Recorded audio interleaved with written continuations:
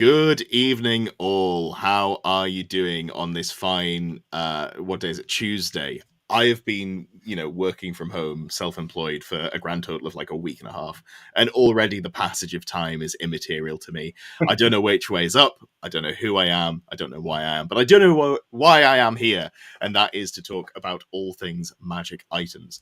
I'm joined by Scott. You may know him as the Duke, and I can think of no one more qualified to talk about magic items because that sounds vaguely Imperial British, and we do like shiny things.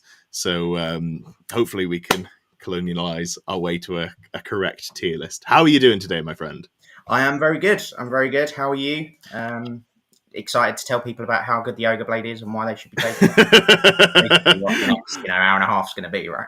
Yeah, well, so we will talk about the Ogre Blade. That is correct. But then we will also talk about everything else, purely because we have to. Yes. I think it'll be fine. There are genuinely some interesting and exciting magic items that you can look at. Yeah. And I'm not just saying that to stop people from clicking off the stream, I swear. That's genuinely. So yeah, no, I'm looking forwards to going through this one with you. Especially the Arcane Journal magic items. They're the ones that I think are particularly exciting more than anything else. Yeah, I think that's where a lot of the real spice is going to come from, the journals. Oh, 100%, yeah. Although my opinion might change on them slightly, because obviously we've had the FAQ. So my favourite thing previously might have been to put some sort of magic weapon on a wizard that wants to come up in Spectral Doppelganger, which up until very recently meant that you were doing it, at initiative because of the way that the wording interacted. But now you don't do it at initiative, or not really. You cast at initiative, and then it kind of happens later on. It's a weird one, that one, isn't it? Yeah, I'm still a little curious to work out how it works. So I think what happens is if you've got a great weapon, you cast your spell at your initiative plus any charge bonuses. Then you wait until literally initiative 1 with no charge bonuses. And at that point, you get to find out whether or not you get to do some damage. But because you've taken a Dragon Slayer sword and you've charged a dragon, the answer is probably no. Because you're a 4 wound, T4 wizard with no real save to speak of. Something along those lines. Although, if you are behind a low linear obstacle, you're not getting stomped on at least now. I was initially very excited about that. And I'm a little less excited about it now, just on the basis of I've realized I've never seen a low linear obstacle in real life. Like, the platonic ideal of it is great. In theory, it's fantastic. But in actuality, we'll see. I'm not gonna, I'm not saying that it's not good to have that, at least, but maybe we just need to have some people adjusting how the board setups go. But even then, I don't think I want to be stood behind a low linear obstacle, because it's just going to slow me down. Like, it's such a faff to get around. Yeah. And it's so difficult to manufacture that combat in that specific place. Yeah. It's very unlikely to happen, I think, with a obstacle you just happen to find on the rare table that has one. Yes. And I'll be honest, when I go to an event, I prefer to have my tables all play to the same rules pack. It hurts my competitive soul when I see things different on table to table. So, whether or not I win a game could really just depend on which table I get randomly assigned to. But speaking of events, there is a reason that we've got you on, and it is to push the last few tickets for your event, the Colchester Clash. Do you want to tell us about that? Yeah, so, there is only a few tickets left. I think there's about 4 at the time of going live. They've gone a bit mental in the last couple of weeks. But Colchester Clash is first weekend of April, 4th and 5th. I think it is. It might be the 5th and 6th, whatever the weekend is. It's the first weekend of April. And it is down in the Holiday Inn Hotel in Colchester. 5 games of Old World, 2,000 points. Some minor sort of comp in terms of 0, 2, 3, that sort of thing. Nothing really sort of rocking the boat, as it were, at the moment. Sure. Rulebook missions, and then hastily changed and updated FAQs yesterday after Games Workshop's release. Excellent stuff. Just to make sure they weren't sort of contradicting anything. But yeah, a few tickets left. I think we've sold 36 so far, so should be a good size event. got a sponsor as well. 40k is a local gaming place to me in Colchester, and they've offered to sponsor like a free gift for everyone. So I've got to work out exactly what that's going to be Nice. with them. But yeah, that should be good. A little gift for attending. Excellent. I mean, that sounds great. One of my friends is big into Magic, and one of his complaints is, and also I can't remember. I think it was the Star Wars game with the ships, the one that was popular a few years ago. That started off a bit. Yes, and he said how every time you went to one of those events, you got stuff just for attending. So you'd pay for your tournament ticket, which is obviously cheaper than a Warhammer tournament ticket, and then you get stuff. Whereas that's not really a thing that you get for playing Warhammer. So it's nice just to get a little bit of a goodie bag.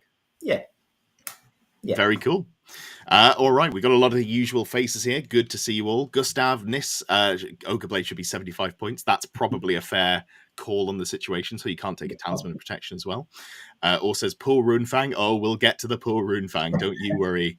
Sidal says Frontier Axe, baby! I agree. Imagine taking Ogre Blade and making it almost as good, but costing less than half the points.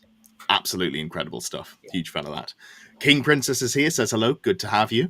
Himok, watching this while doing a biochemistry presentation. Hope this stream will be long. We'll stretch it out just for you, buddy. Hope it all goes well for you. Landon's here. Hello, Mr. Order. Hello, Landon. Hope you're doing well. T Commander says only for strikes, last weapons. Yes, that's correct. Obviously, this is in reference to the little bit of a rant that I had 5 minutes ago about the at initiative weapons. Ryan says whoever wrote Frostblade for vampire counts need to reevaluate their career. That's maybe harsh, maybe fair.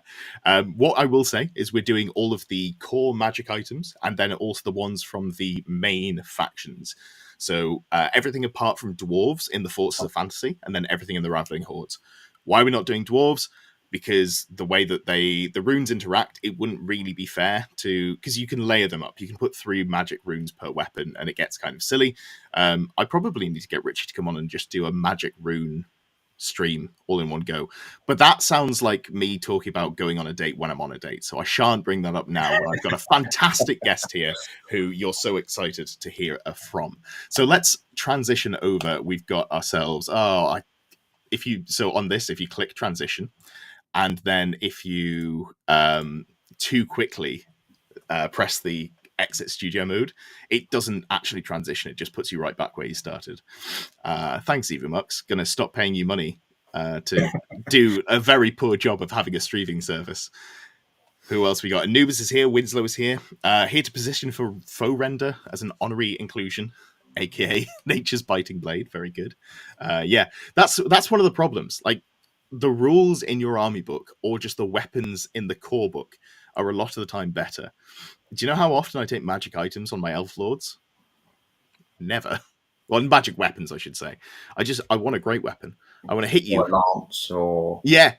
I like great weapons because I like grinding through combats. But, I mean, a lance is better if you know that you're going to win in one round of combat. So it depends what sort of playstyle you go for.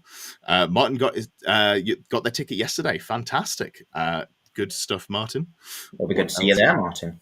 Yeah, absolutely. Tizzy says, yo, it's the Duke, the one, the only. The one and only. Yes. Bit of Orcs there as well.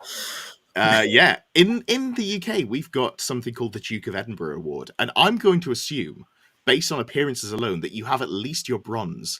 Am I correct in that assertion? No, never done. Oh, disappointing. I looked at you and I was like, there's a man who went through the scouting movement when he was a lad. Not an insult. I was in like various levels of scouts from like 8 to 18, I think. I went and I liked it so much I didn't want to leave and did some young leadering. Yeah, you were very committed. No, I never got involved in that. I think it might be the green hoodie as well. I was like, nature. I know a man who likes nature when he wears green. And I play wood elves. I mean, it all fits. Exactly. Oh, yeah. Existence is here. Good to see you, Existence. Always glad to have you. Before we get into the stream, let's just have a 2-minute chinwag. How are you feeling about wood elves? So I'll tell you a couple of things that were in my list. Yesterday morning. Level 4 elementalism with Lore Familiar. She normally took tree singing, obviously. Yeah. And unit of 7 sisters with a champion and a banner. Yeah. So that should give you an idea about how I feel. No, I think the change to Sisters ward save is fine. I think that's how 99% of people were playing it. Yeah. But just nice to have it clarified. Lore familiar, I was quite surprised about, I've got to Mm. say. However, I don't actually think it's gonna change that list specifically, that Wood Elf list. I think I'll just, because I've got a level 2 in there as well, who can always just go tree singing. Mm. I think I'll probably keep it on the level 4.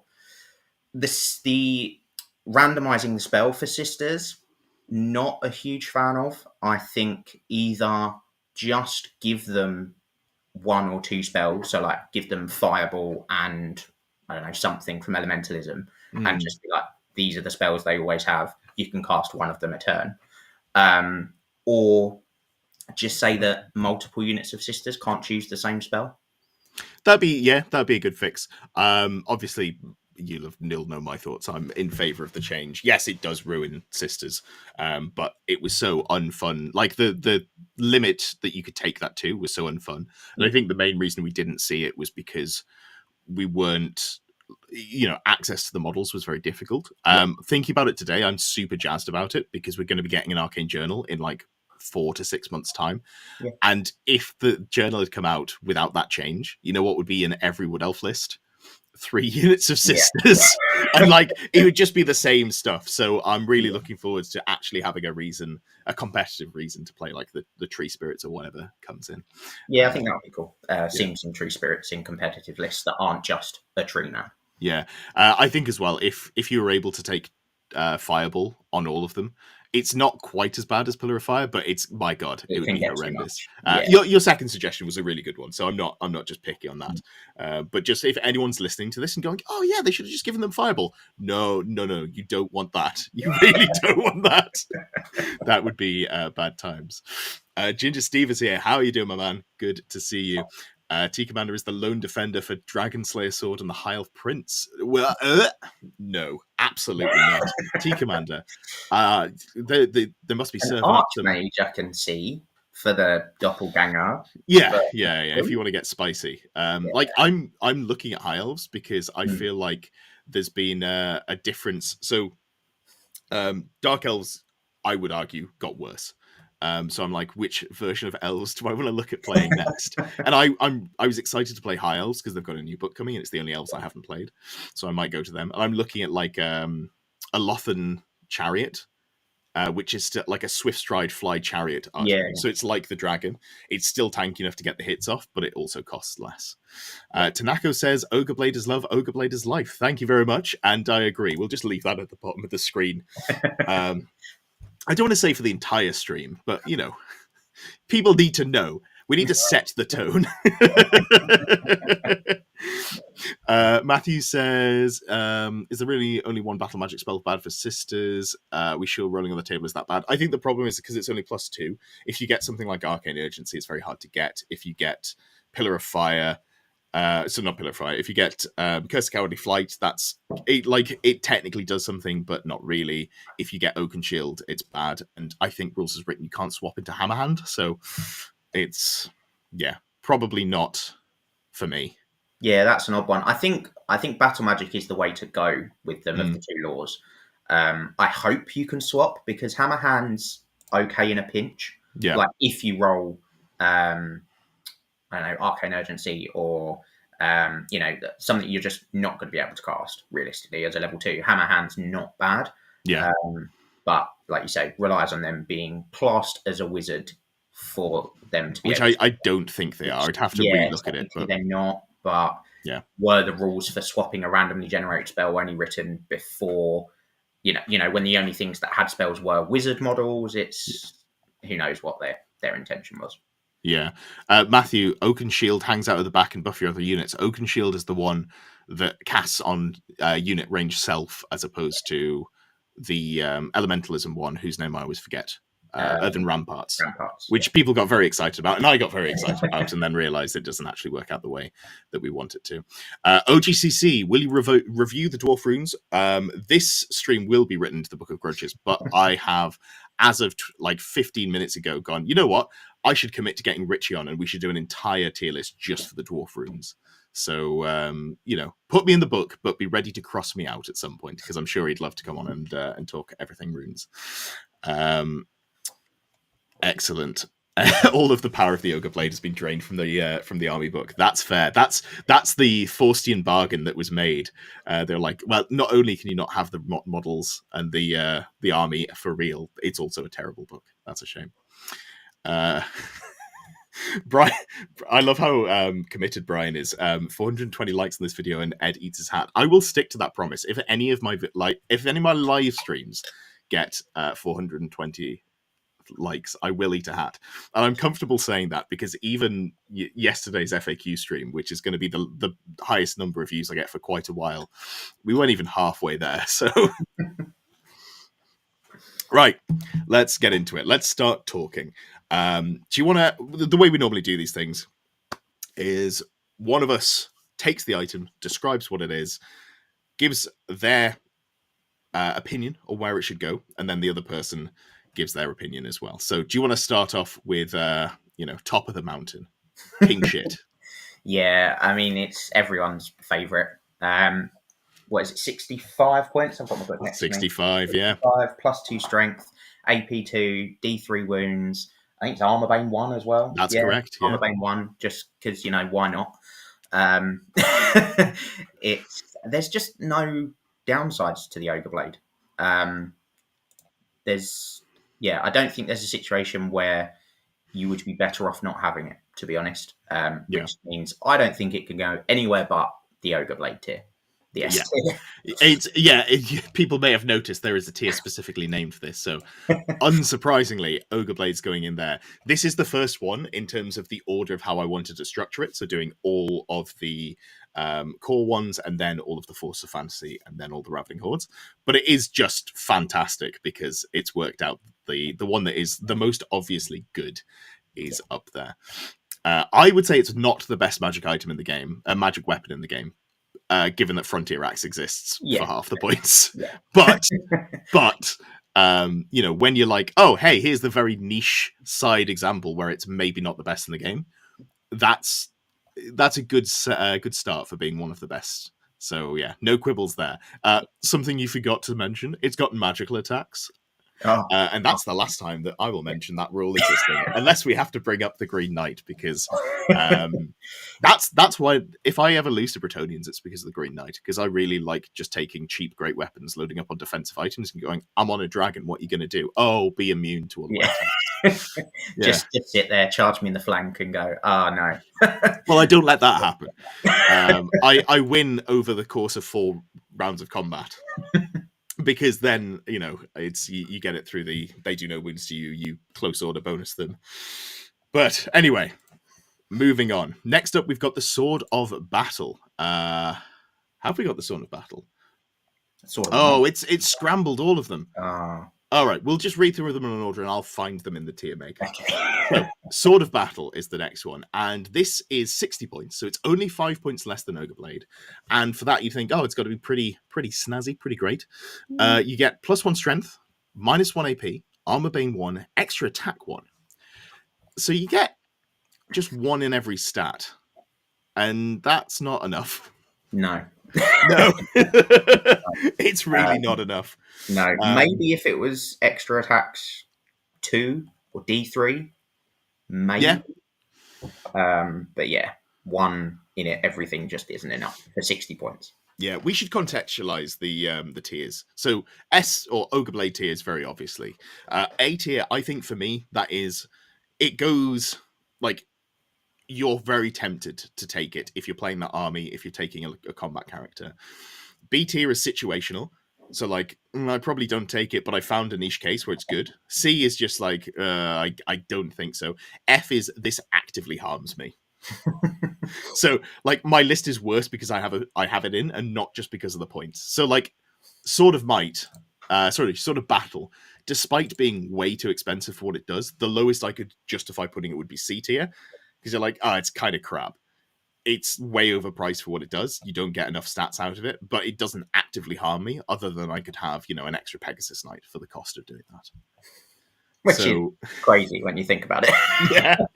When you put it in those terms, Yeah. as usual, what it needs is AP2. Yeah, that's a good place to start. Let's just talk about the fact that great weapons is the standard. If you can buy for 4 points, strength +2, AP -2, armor bane 1, you're gonna do that most of the time. And yes, you come with strikes last. Often doesn't matter. Be an elf, have strikes first, so it evens out. Yeah. Charge, so your initiative 4, that's often enough. Or just be tanky. All of these things outweigh the downside of a great weapon. Yeah, or be chaos and make your opponent strike last as well.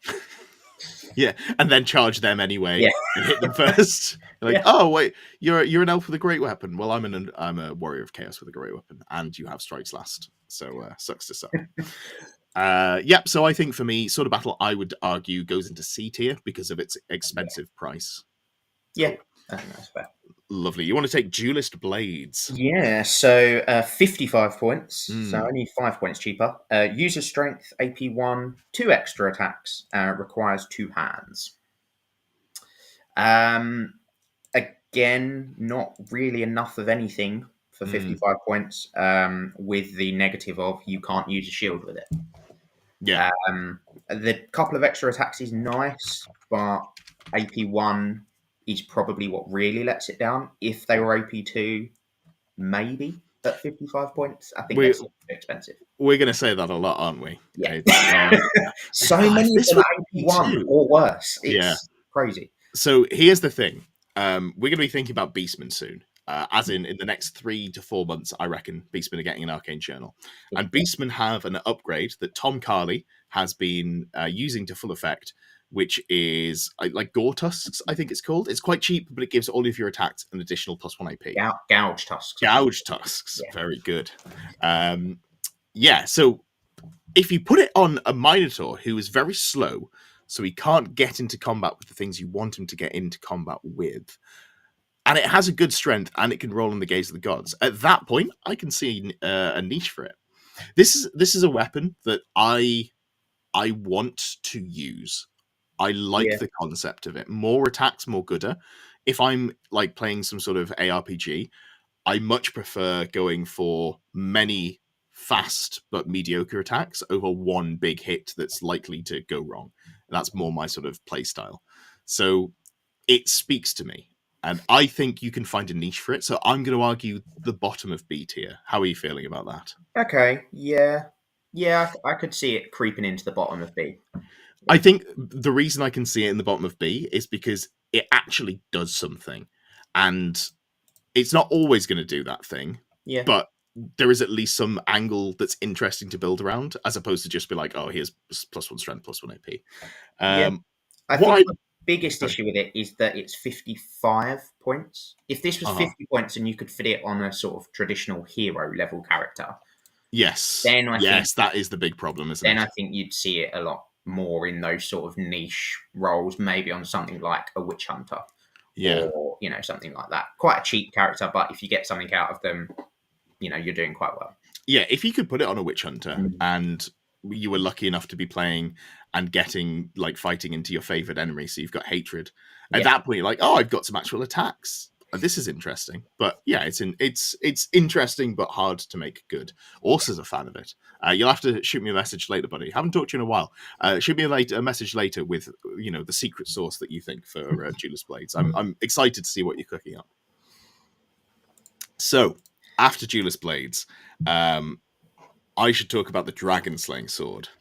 And I am famously not a Dragon Slaying Sword fan. I really don't like this item because it's 50 points. Yeah. However, with the FAQ, I am a little bit more in favor of it. And that is because the stuff I want to put on a Spectral Doppelganger caster, Spectral Doppelganger casters are generally not, in my opinion, good, but they are fun, so I'm tempted to play them. The weapons I want to put on them are the big heavy hitters, and the big heavy hitters tend to have strikes last, and now I can't really do that. I'm not missiling a Pegasus Empire wizard at you if it's going to hit you at initiative 1. That's just not it's not going to work. I can't justify it. I could barely justify it before. So now I definitely can't.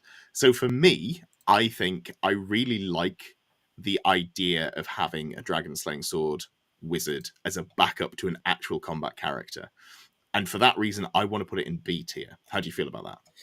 Yeah, I think I've got to try and come at this not as a Brettonian player, Yeah. because this is just Virtue of Heroism, but worse. I mean, Virtue of This is Heroism costs only 60 Monster points, though, right? So, Slayer. Yeah, but this is only Monster Slayer. yeah. You come up against a dude on a horse, and he just laughs at you as you hit him at strength 3, maybe 4, with no AP. Mm. If it had Killing Blow and Monster Slayer, Mm. even with no strength bonus, no AP, Yeah, I'd be then on board if it had that as well. Yeah. I think it's C for me, to be honest. I think it's too situational because it's just a hand weapon against Yeah. everyone else. Oh god, these really are all over the place. There's the dragon bow. It's making me really sweat that there. Oh, there we go. It's in. Third row. Yeah. So when I asked you to come on, you said, "Oh, is this going to be another one where the guest says where it should be, and then you just overrule them anyway?" So feeling called out, I'm going to have to put it in C. I'm going to put it towards the top of C because I think for me, and we can always talk about it, and maybe just later on down the line as we see how the rest of it falls.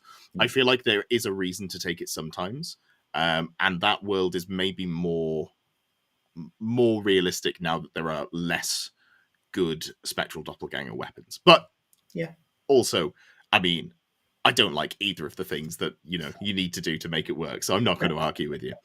Himok says Frenchman OP. Yeah, that's fair. Yeah, that's what it is. Despite as much as the Brits love to make fun of the French for losing wars, the French had a pretty fantastic record up until like World War II.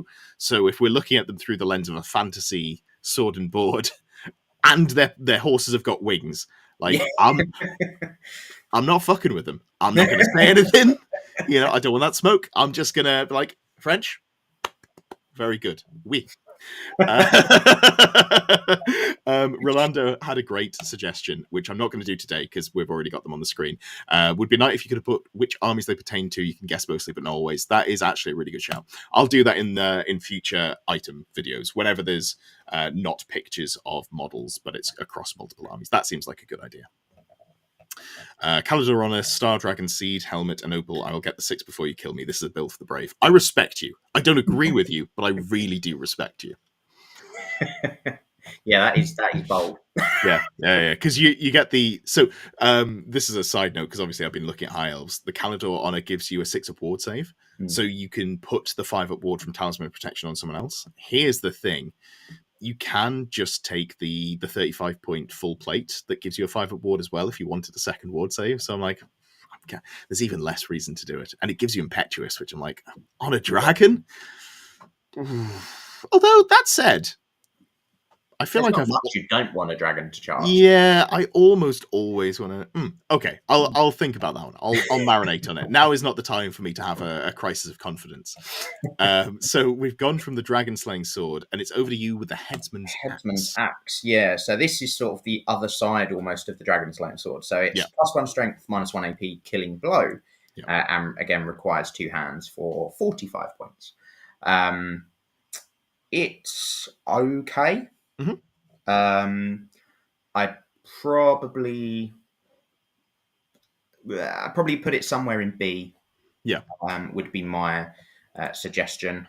It's got, it ups your strength, which is okay. Not a lot of the core rulebook magic items or magic weapons do that.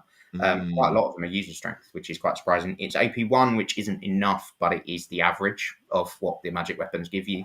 So it's not bad. And killing blow is always a bit spicy. It is hard to look at it against, like you say, a great weapon and just go, why would I not just take a great weapon? Yeah, I can't killing blow you, but I will probably wound you more, being the higher strength and better AP. Yeah. And it just feels like it'd be so much more reliable. But if you for magical attacks, for killing that Green Knight, cheeky 6, not bad. That's true. Yeah, I can see B tier. There's definitely some argument to be made, again, especially because all of the really good items that have strikes last in them, and now you can't use them on a not tanky illusion caster. Yeah.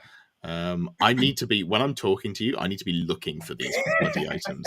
Headsman's Axe. I think I just saw it towards the bottom. Where the hell is it? I Oh, think there we I go. also Got it. think Got it. it's better than the Dragon Slaying Sword because it's got the stat buffs and the AP. Yeah.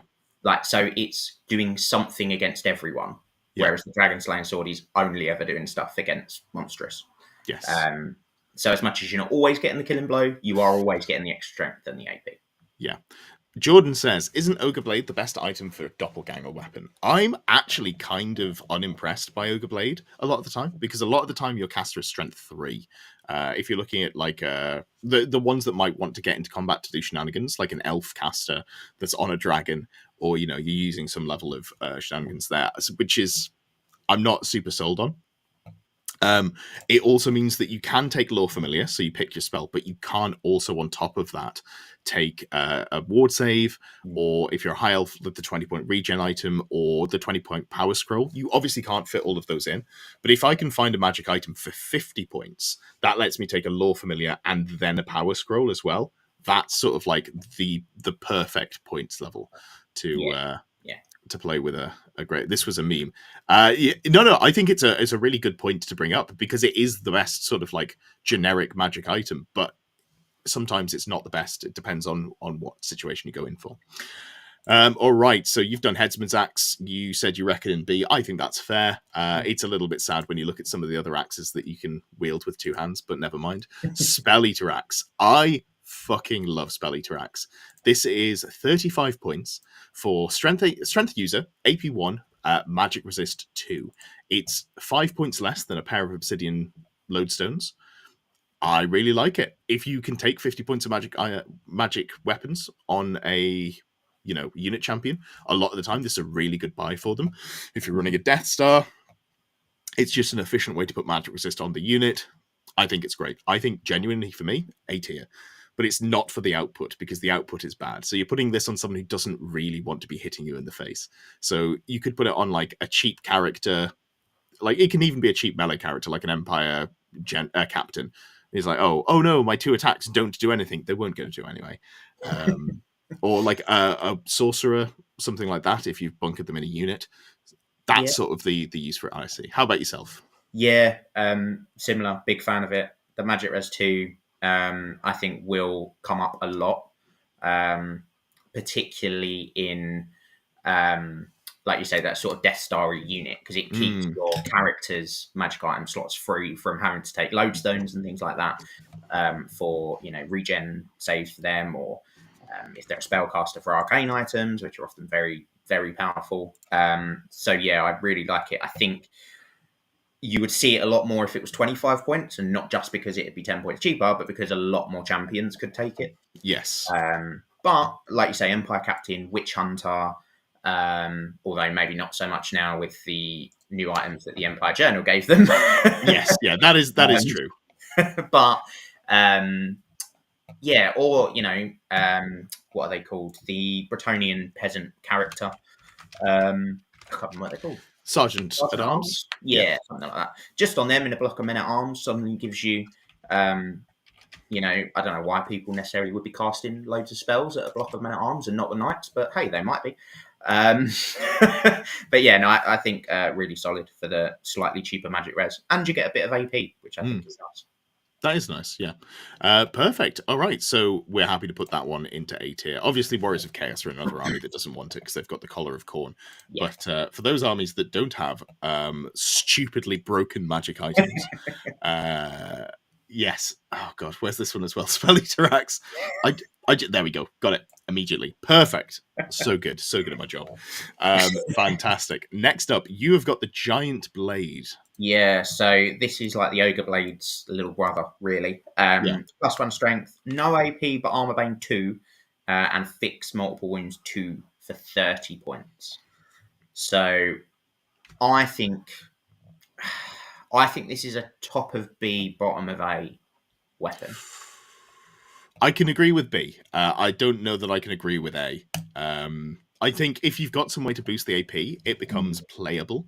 But I don't know any way in the game that you could increase the AP twice. I guess you could be, You could have Gore Tusks, or Gouge Tusks, sorry, and then also have a caster in the unit with Demonology. That's so many hoops to jump through. It is, but you've also got Plague of Rust in Elementalism. Oh, that's true. Effectively makes it AP2. Yeah. Yeah. One AP from Greatness. If it was AP1, I'd be a lot more bullish on it. But we can absolutely put it into B. That's not a problem at all. Giant Blade, where are you hiding from me? I think the multiple wounds too, as well, like just being a fixed 2. That consistency. It is nice. You know what you're getting from it. Yeah. And it's 30 points, which is cheap, honestly. Yeah. I've never bought it. I've never looked at it and been like, this is the item that I want. Even when I'm writing lists for myself, I've never gone, this is the thing that I want to put in. I'd always rather go, like a Biting Blade or a Sword of Might. But yeah. I think on like you say, on a Beastman character, particularly with Gouge Tusks, that's probably where it's best. See my point 20 minutes ago about them being super immobile and never getting to fight anyone that they want to. But, so sometimes you got to do what you got to do. Perfect. So then we've got the Sword of Swiftness. The Sword of Swiftness. For 25 points, this gives you no boost to strength, no boost to AP, no armor bane, but it does gives you strikes first. Is there a world that's good? There is the world before they clarified that assailment spells are cast at initiative if you have a strikes first weapon. Yeah. That's maybe it. Yeah. Just doesn't give you enough. It doesn't give you anything. Yeah. Well, yeah. I say hyperbolically. It does technically give you something, but it's shit. I hate it, and it's going in the bin, and the bin is C. It doesn't make your army worse for having it. Yeah. But it just doesn't bring you anything. No. I'm not. And it's in the realms of unit champions being able to take it, and it's just so pointless. It's like, I've got 2 attacks that are probably strength 3, definitely AP nothing. So I'm going to devil's advocate both of us here. The one place I can see it is if you have in profile Killing Blow, at which point you're like, okay, I get to make Killing Blow attacks, so it strikes first. Yeah. And that's not a compelling argument because we have a rough idea of, let's say, all of the characters in the game. Yeah. There's not many I can think of where I'm like, hold on. Like a Witch Hunter has Killing Blow, right? Yeah. But then also, I'd rather just take a brace of pistols to get a third attack. I'm going to charge anyway, otherwise I die. So, maybe so maybe there is a world that you can go for if you can also give that character plus D6 attacks. And, don't ask me how you're going to do that. Oh wait, hold on. The Beastman spell that gives you plus D6 attacks and strength. That could do it. Maybe these are all just weapons for Beastmen. That's what we're finding. That's out. it. Beastmen should just take all of these weapons. Despite me thinking that beasts don't need to hold any swords, they're fantastic at it. Is Sword of Swiftness decent on Orc champs due to the inherent charge bonus? Unfortunately, it's only on non-magical hand weapons or non-magical weapons. Sorry. So your hand weapon is better than this, which is a sad state of affairs. This is a long list to get through. That's fair. We probably want to. We've got out of the interesting point to the really not interesting points, so we can probably rattle through the next ones. Berserker Blade. They've changed it. It's now strength +1, no AP. You have Impetuous. +1 attack. This is worse than it was. Well, at least you have a 50-50 chance of not having to charge now. So it's a bad item that had a niche use case of activating the frenzy on the Minotaur Lord to give the unit the blood frenzy. Yeah. That's the only use for it that I could see. And now it doesn't have that. And because it doesn't have that, I think this is maybe the only F tier item. Yeah, I agree. All it does is harm you. Don't do it. No. Do you want to take the Sword of Might? Yeah. This is a sort of staple, really, from earlier editions of Fantasy. +1 strength, AP1, 20 points. Reasonably cheap. It's okay buffs. It's probably B tier. I don't think there's anything wrong with it, per se. It's just a very sort of bog standard average magic weapon, I'd say. Yeah. At 20 points, I don't feel bad about it. It's Yeah. maybe like 5 points overcosted, but it's yeah. I think B is super reasonable for it. I actively take this in my list sometimes. The time that I take it is if I'm playing a list where I have got a like the Banner of Harganeth, which gives the unit +1 Yes. AP, and you put it on like a BSB that's joining a unit of Cold One Knights, and suddenly you've got 3 attacks, strikes first, strength 5, AP 2. That's not awful. It's it's okay. It's worse than the lance he could have taken, but you want some protection against the Green Knight. That unit is set up to grind through multiple rounds of combat, so there is an actual reason to take it. Ortfold says you can get a cheap +1 attack, nice if you make the unit frenzy already, or you could have them frenzied, have 1 less attack, which is probably not a problem because they've probably got a decent number of attacks already with frenzy, and then just give them a good weapon. I'd rather have 2 attacks or like 3 attacks on a unit sergeant with a flail, instead of 4 with a naked magical hand weapon. That feels unhappy to me. Yeah. Speaking of another item that I actually quite like, the Biting Blade. Strength user, AP -2, Armor Bane 1, only 15 points. This is well, I was going to say a poor man's great weapon. It's not. It's AP 2, Armor Bane 1. That is good. And some characters just have good strength. This feels aggressively fine. In the context of magic items, I feel like this might be an A. Just because if we're I could see it, you've got to scale it to it. We might have to adjust the tiers a little bit, but I think, this feels like 15 points. I'll pay 15 points for that. That's aggressively okay. Yeah. I think there are builds that make it work. Sort of strength, like particularly Warriors of Chaos combat character, like strength 5 characters. You don't feel bad about putting a 15-point AP2 item on there. If you're taking a Demonology caster that wants to sit in a unit and buff them with Demonic Vessel, give them +1 strength, toughness, and attack, strength, AP, and attack. This is my go-to. You get an extra attack. You're going to be strength +1, AP -3. That's just a pretty solid package, honestly. Yeah. Biting Blade is hilariously costed versus 70% of the rest of the magic items. That is a fair shout. I can't argue with that. Tell me about the Sword of Striking. Okay. It's user strength, no AP, 15 points, and you get +1 to hit on your attack rolls. Woo! Yeah! And the crowd goes mild. This is dog shit. Get me out of here. Sword of Striking, sort of no thank you. I don't want to hit you better if I can't do anything with it. Yeah, that's the thing. I could see you. Sorry, go ahead. When strength was tied to AP, or cutting through armor, +1 to hit, really solid on those strength 5, strength 6 characters. Now, not so much. No.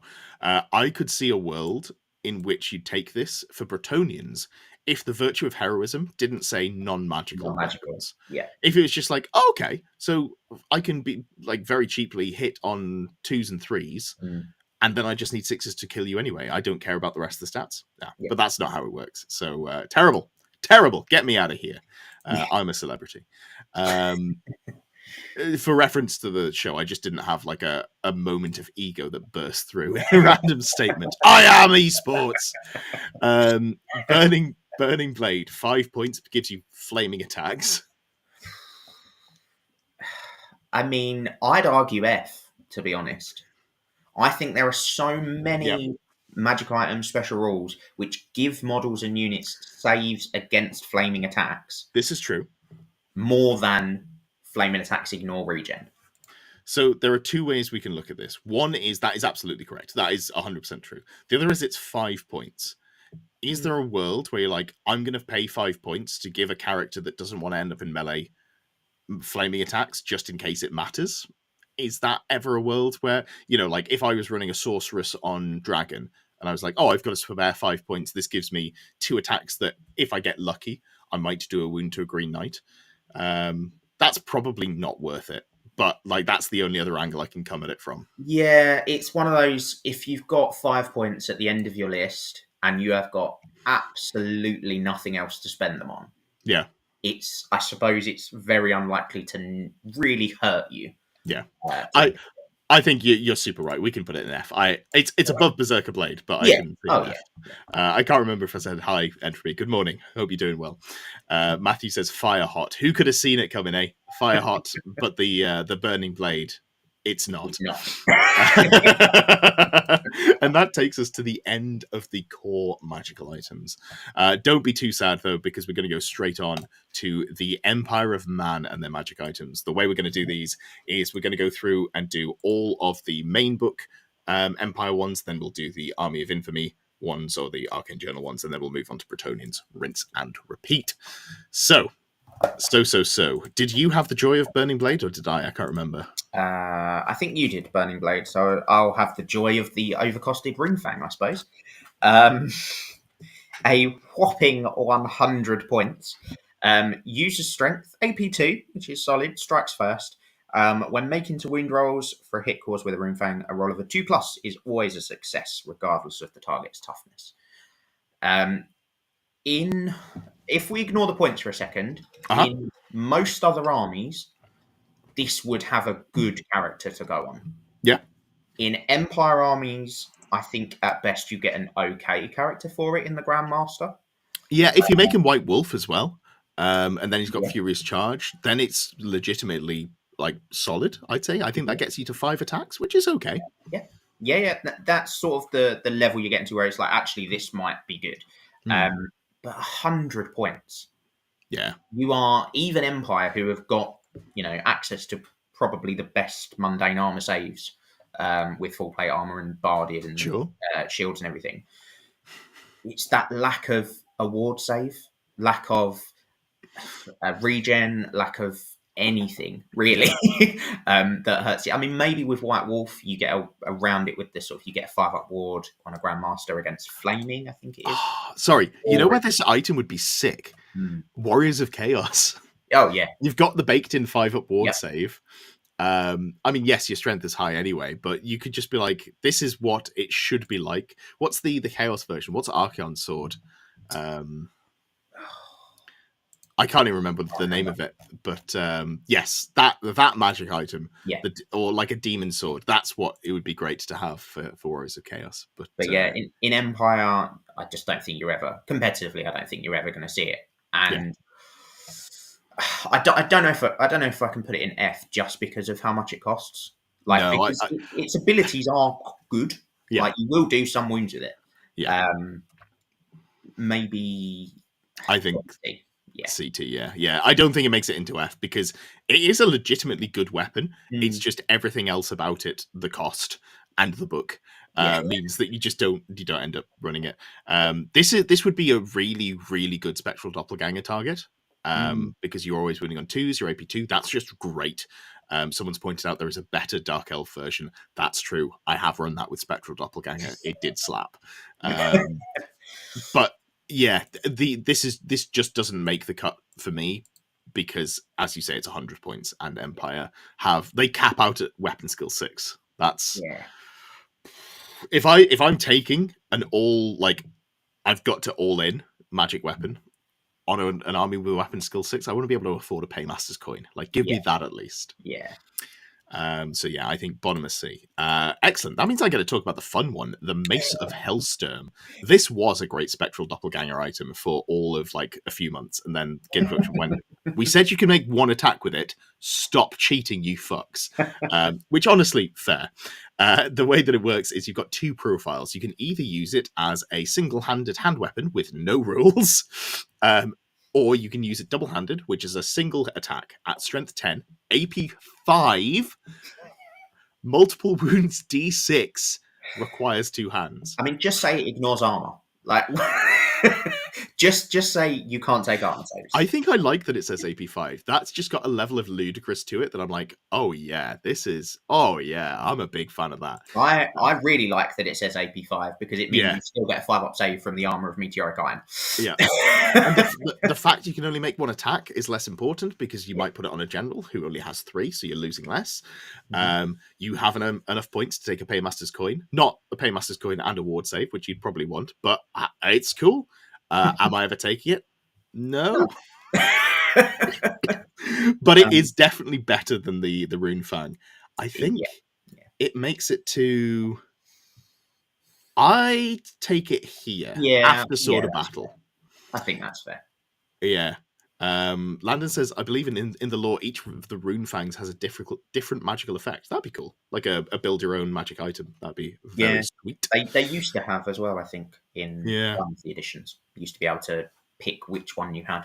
We're only a year in. We've got so much time. Oh yeah, I'm looking forward to it. In 15 years' time, maybe I'm here going, and what's the best rune sword in all of the old world? Here's my tier list. We'll we'll see how that goes. But yeah, so Mesa Hellstorm, funny, fun, not worth taking. no. Sword of Justice for you?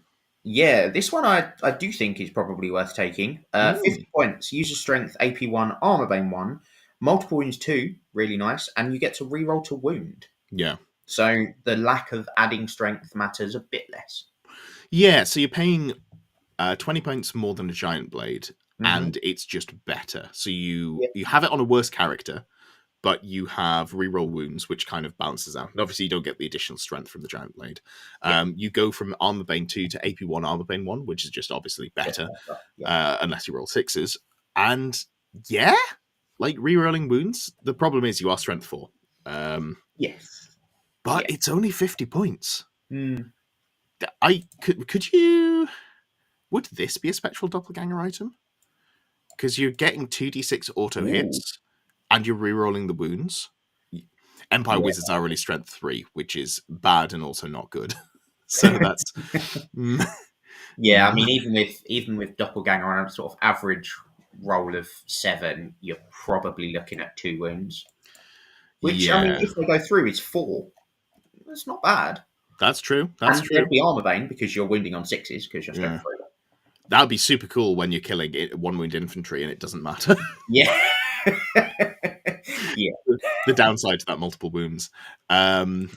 So Jordan says there's cute stuff you can do with Sword of Justice and Laurels of Victory where each wound counts as 2. Yeah, I guess that's true. Mm.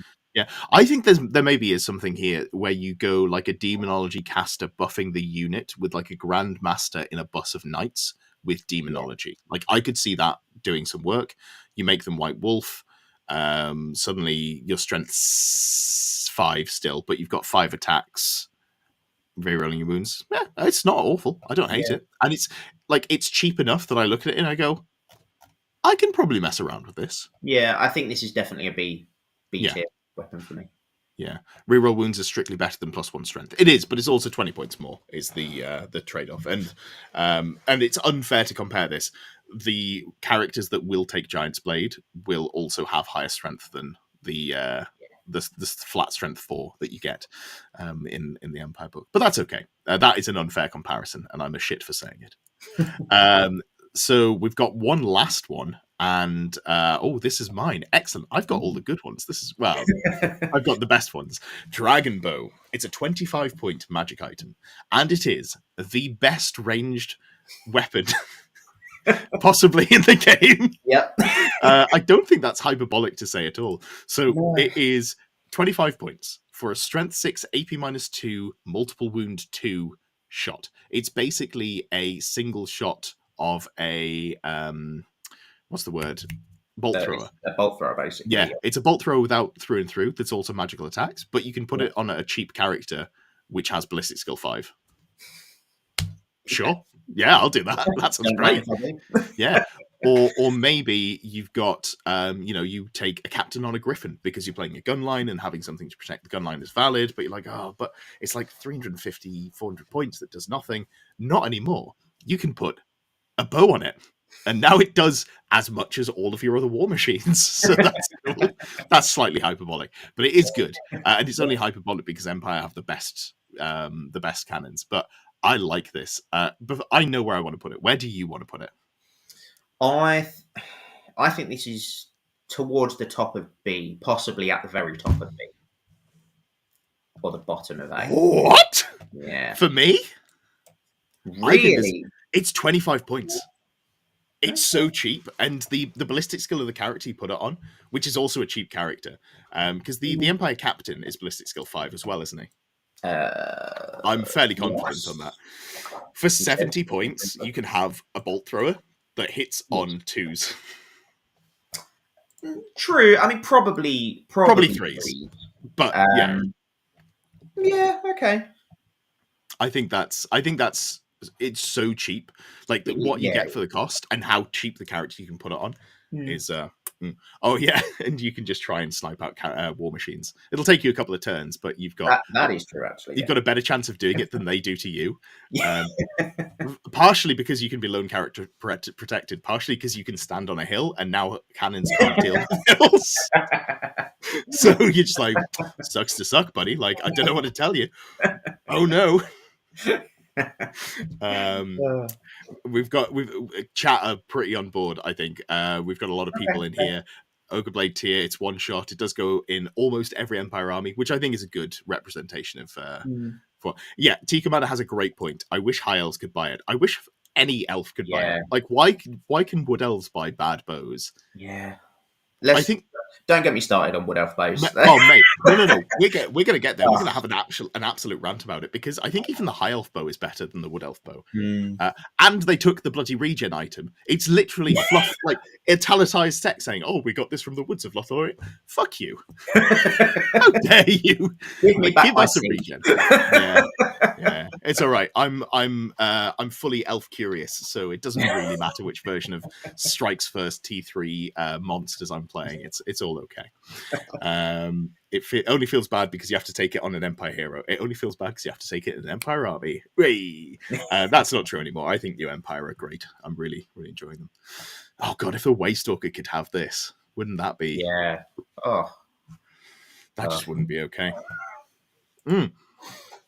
Well, that takes us to the end of the first set of Empire weapons, but it's only fair you now get to do the first fun one in the Arcane Journal, the Hammer of Righteousness, which I'm gonna dig out from my pile of books which I have next to me. There we go. I came prepared with all of my books. So where are we? Hammer. At the back. There we go. Hammer of Righteousness. So 50 points, plus 2 strength, AP 2, requires 2 hands, strikes last. If you are hit by it, you take a leadership test for each hit. And then ridiculous. If the test is failed, that hit wounds automatically with no armor saves allowed. Yep. This past, you just rolled wound as normal. This was the Spectral Doppelganger weapon. It strikes last, so I don't think it is anymore. But I played it on stream against Shane, and I was like, okay, so I've done 10 hits. Please make some saves. And he's like, all right, leadership test. And I'm just like, oh, you failed one. And then like, okay, your reward for passing 8 out of the 10 leadership tests, I now get to try and roll to wound you, which is so just like not okay.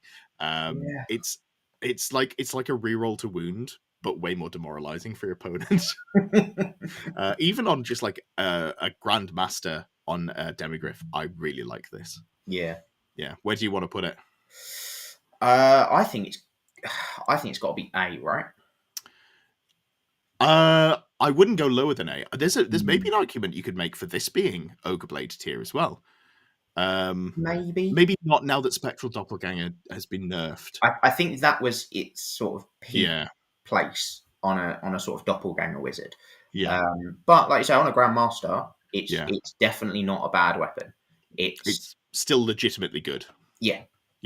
And you might at this point, instead of taking it's literally a great weapon. It is pretty great. It loses the armor bane, but otherwise it's a great weapon. So what it is the stats of the wolf hammer that the Mark of the White Wolf characters can buy. Something funny to point out, if you do take it on a Grandmaster that's under the White Wolf, they have to buy a great weapon and then can change it into the hammer. You still have to do that even if you buy a magic item. So there's just a 4-point tax. This is actually a 54-point magic weapon. But, what I was going to say is Tordolf says, especially with necromancy as a backup, because you're not doing the illusion shenanigans now because it's worse. You can take an illusion caster. Empire wizards are pretty cheap and easy to come by. And you know what? They don't care that they can't take their signature spells because they haven't got any. So, I feel pretty okay about it being at the top of it. That feels pretty okay to me. Pearled Daggers, 35 points. Range combat. Oh, we haven't been reading out the range. how we strength user AP -1, extra attacks D3, and reroll failed hit rolls in combat. I really like this. Yeah. You look at it and go, this is going on a killing blow witch hunter for sure. Yes. This is what whatever they're called, duelists blades. This is what they should have been. Yes. Yeah.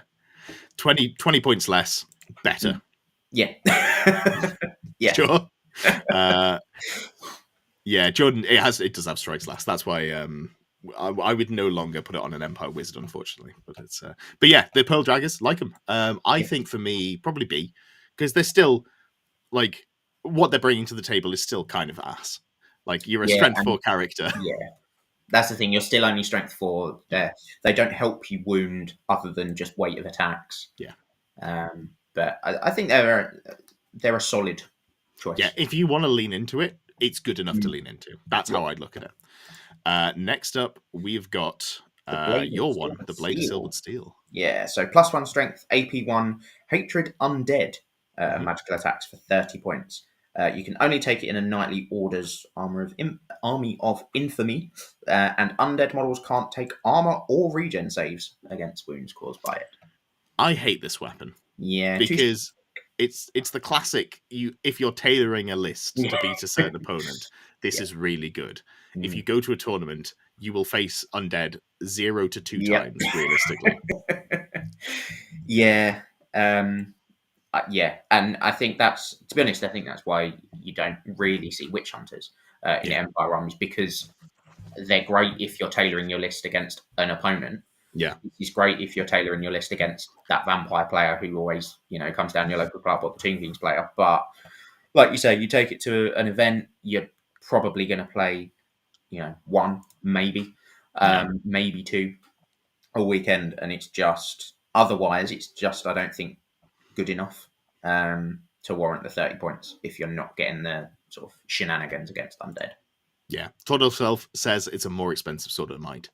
Realistically, what I want to see from those sorts of magic items is it has to be good at rate, and then against a certain army, it gives you a small bonus. Not enough that when your opponent goes, oh, for fuck's sake, like, you just get the game-winning item because you randomly drew into me at a tournament. This sucks, but just like, oh, I get something against you. Yeah. I'm not sure what that level is. Maybe like +1 attack or something like that. I think, to be honest, I think if we sort of take this as a sort of baseline, if this was the same cost as the Sword of Might, 20 points, and it just gave you hatred undead, so +1 strength, AP1, hatred undead. Yeah, I think that's fair. Yeah. It's okay most of the time, 90% of the time, and then you play into undead, and actually it gives you a little buff. Yeah, not gonna break the game, but nice little buff. Or if they made it foot models only, kept the can't take armor and regen saves for any models, and made it 60 points. At that point, you're like, but it's foot models only, so you just never charge me. Then I'd be okay with it. That would be a reasonable balancing situation, I think. But yeah, so what do you reckon? C tier for this one? Yeah. Somewhere in the middle of C. Speaking of incredible items, Von Trickshot's Wondrous Arquebus, and I do enjoy that they've gone back to the silly naming convention of haha, Trickshot, isn't that funny? Oh, this is great. And it's spelt as it should be with 2 T's and then an E. This is a 36-inch ranged weapon, strength 5, AP2, armor bane 1, multiple wounds D3, and you don't shoot at long range, but it's city-state Army of Infamy only, and it is 25 points. I like this item. I do like this item. I think, compared this to the Dragon Bow, I think it would have to be top of A. I agree. Yeah. So it's because it's -1 strength. A lot of the stuff that you want to wound, because it's the multiple damage, anything that's got multiple wounds typically has a higher toughness. Obviously, characters are the exception to this. The only reason that doesn't matter is because they're going to be screened. You're not usually shooting a character unless it's on a dragon, at which point you're wounding on 5s. So it kind of sucks in that regard, but it's good. It's it's a D3 damage range weapon for 25 points, and again, you can put it on a. You can take captains in the Army of Null. Yeah, it's knightly order. You can't. Yeah. So yeah, solid. I can't argue with it. The only issue I have with it is fitting it into lists. When you're writing the list, you look at it and you go, actually, this doesn't really go where I want it to, because I want to take multiple of the Squint-Offen's marvelous magnifier that stops me from taking range penalties on all my Also outriders. brilliantly named. Oh yeah, the two best ones. I had to slip that in. But yeah, so yeah, no, I think that's solid. I feel pretty okay about Empire. They've done surprisingly well, given that they are a bunch of humans who can barely hold a weapon. So good job, Empire. You've redeemed yourself a little bit. And we'll go on to the Kingdom of Brettonian. And you are first up, I think, on the Sword of the Quest. Yeah, so this is 70 points, and it's got 2 profiles. So single-handed, it is +1 strength, AP1, strikes first. Mhm. Double-handed, it's +2 strength, AP2, multiple wounds 2, requires 2 hands, and strikes last. You choose at the start of each round of combat. I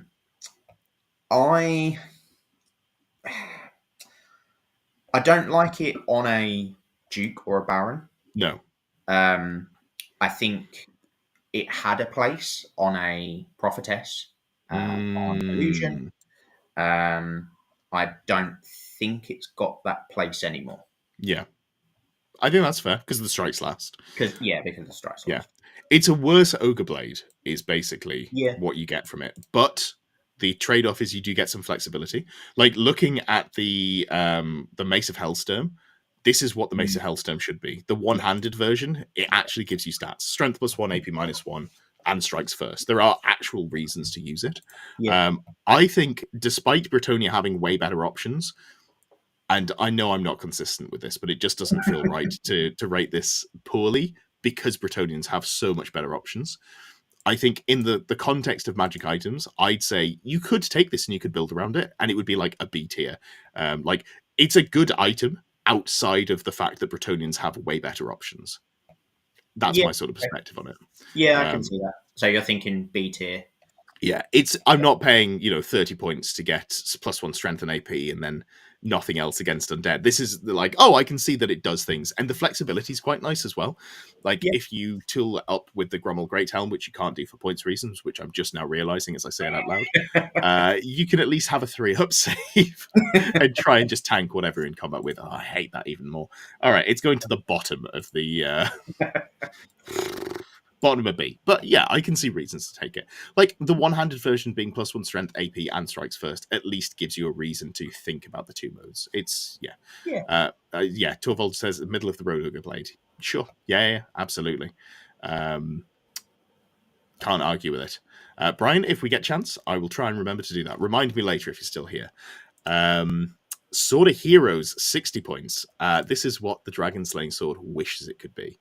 For 60 points, you get Strength User, AP nothing, Magical Attacks, Monster Slayer, and you get to wound on a 5+, no matter the toughness. However, this doesn't affect the Monster Slayer roll. It's still an unmodified 6, so you don't get the Monster Slayer on 5s. So, despite it being what the Monster Slayer, the Dragon Slayer sword wishes it could be, I still don't think it's good. No. When I first read this, and I think I said this when I was on your channel the first time when we were going through Brettonian. Yeah. When I first read it, I thought it said Monster Slayer on a 5, and I was like, that's good. Really good. Oh no, I've just read it properly. Oh no, it's rubbish. Okay. Yeah. So yeah, for me, that's just gonna sit in the one above the Dragon Slaying Sword. In fact, no, better than the Dragon Slaying Sword. No, that's a good point, because it is 10 points more, isn't it? Yeah. Maybe it sits below it. I think it sits below it, because you're paying 10 points to wound on a 5 for them to almost certainly save the wound. Save it on their 3-up, 5-up, 5-up. Yeah. Yeah. Heroes is misspelled. I hope someone is fired for this blunder. No, that's how it's spelled in the thumbnail. Anyway, we'll move on now that people have caught my mistakes. I did a pass through and I caught 3 mistakes and I remade all of the images. But yep. There's a little. Move on to the Heartwood Lance then. Yeah, go ahead. So Heartwood Lance, 50 points. It's +3 strength, -3 AP. You can only take it if you are cavalry or monster, and it's like a lance. You can only use it during a turn in which you charged. In subsequent turns, you use a hand weapon. Yeah. I really like this. I do quite like it. Yeah, I like it on a illusion prophetess, that's exactly where I like it. because otherwise, if you put it on like a duke or a baron, you're just paying way too much for what is only a slightly better lance. Yeah.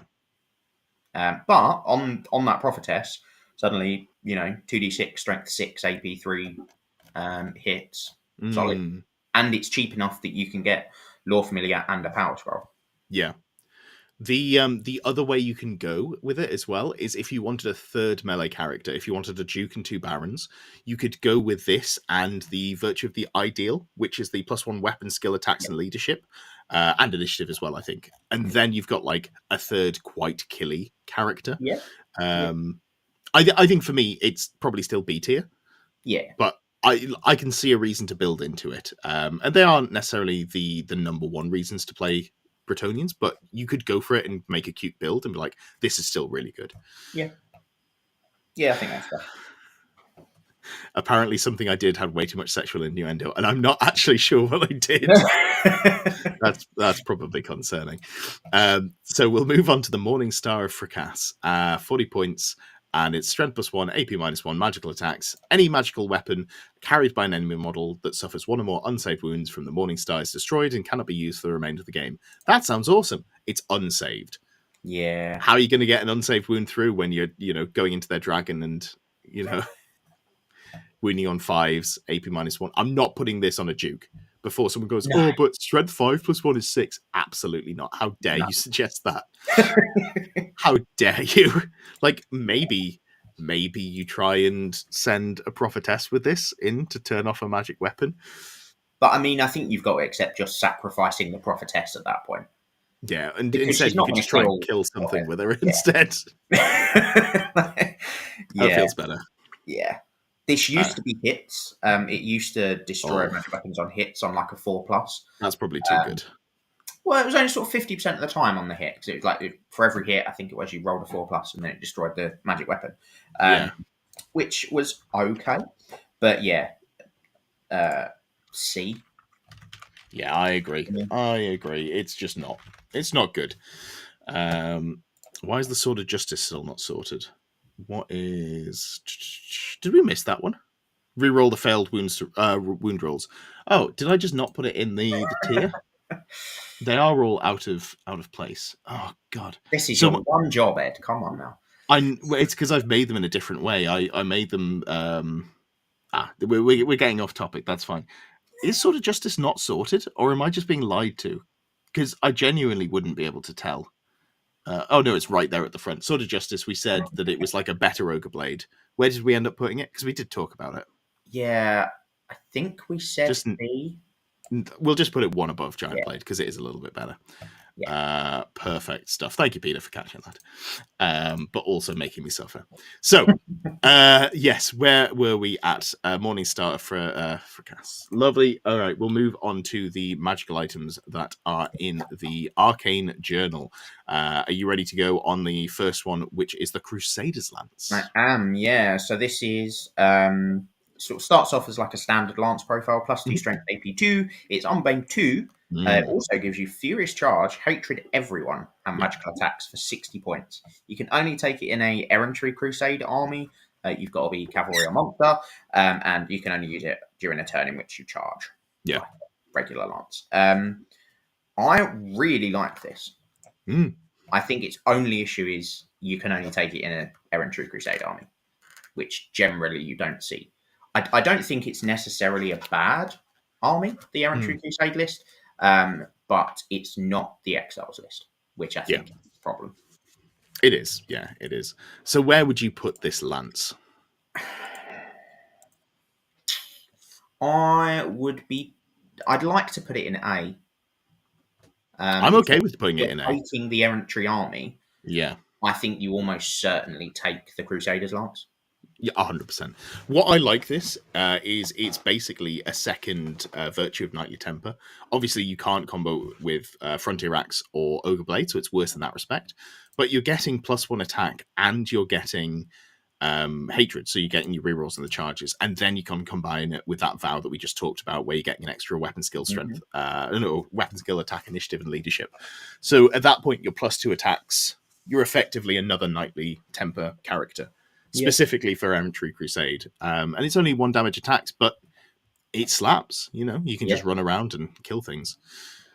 Which is, and also if you're taking Errantry Crusade, you can actually take Dukes, which is a nice upgrade, whereas you can't in the Exiles list. So yeah, I'm happy to put it probably at the bottom of A, because there are some hoops you have to jump through, which is normally the domain of B, but it's just too good to go into B, I think.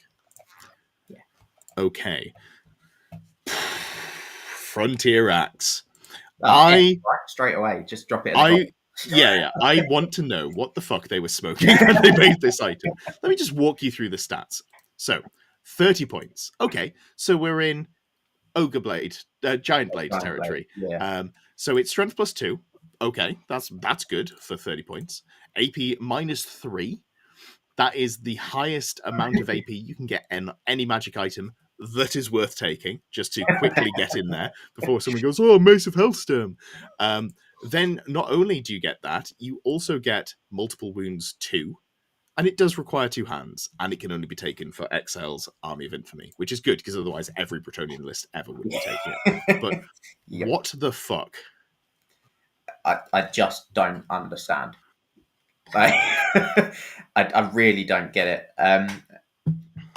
It has a very, very slight downside in that it requires 2 hands. Yeah. However, you get around that by just putting the dude who's carrying it in a unit, so that he gets shot, which is the only time really he's going to get attacked, because he's killing whatever he fights. It just goes on the unit and he doesn't care. So, I mean, it's right at the top of S. There's no real question or debate, I don't think, from anyone that's where it should go. No, I think it's the only magic item or the only magic weapon in the game I look at and I go, I don't understand how you got to this point. Like, this is so abjectly unbalanced compared to everything else. I feel like it wasn't checked. Someone slipped on the keyboard when they were typing the points for this. It was meant to be 300. Like, even the AP3, why has it got AP3? What's up with that? Like, I don't understand it at all. But it's real good, and if you're playing Brettonians, you should play it, because god, it's good. Well, there are 2 more. Do you want to take the next one? Yes, Sword of the Stout-Hearted, 25 points, quite cheap, +2 strength, AP1, Armor Bane 1, so sort of almost a great weapon. It gives you immune psychology, and it requires 2 hands. It's so you're not taking this on a Duke, because he's already immune psychology. So that really only leaves you with a Baron and a Paladin. You could put it on a Wizard. So that's what I was about to say. I can't remember who it was. It might have been Hoop Jones was putting me onto it yesterday when we were just talking about Spectral Doppelganger on stream. It is a really cheap, effective... Oh, no, it might have been Friday on anyway, it's a very cheap, effective Spectral Doppelganger weapon. It's 2 hands, you don't care. You can't hold a shield anyway. Immune psychology means that you can get into fear-causing things without issues. Although it does mean you can't run away, which I don't love.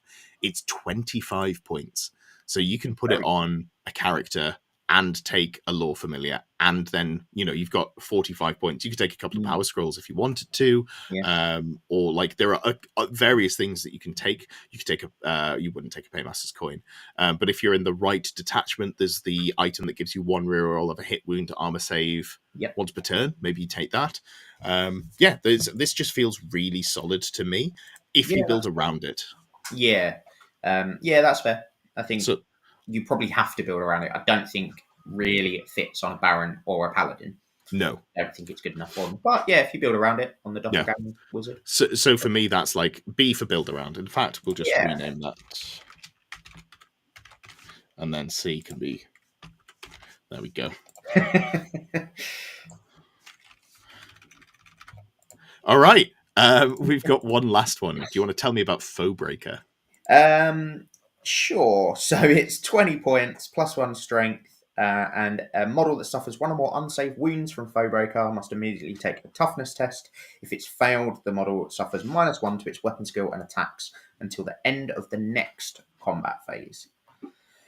The issue is you're probably not going to cause an unsafe wound. Is it bad enough to go into F tier? Well, I know it's breaking the rule of the tier list, but like, fuck me. Yeah.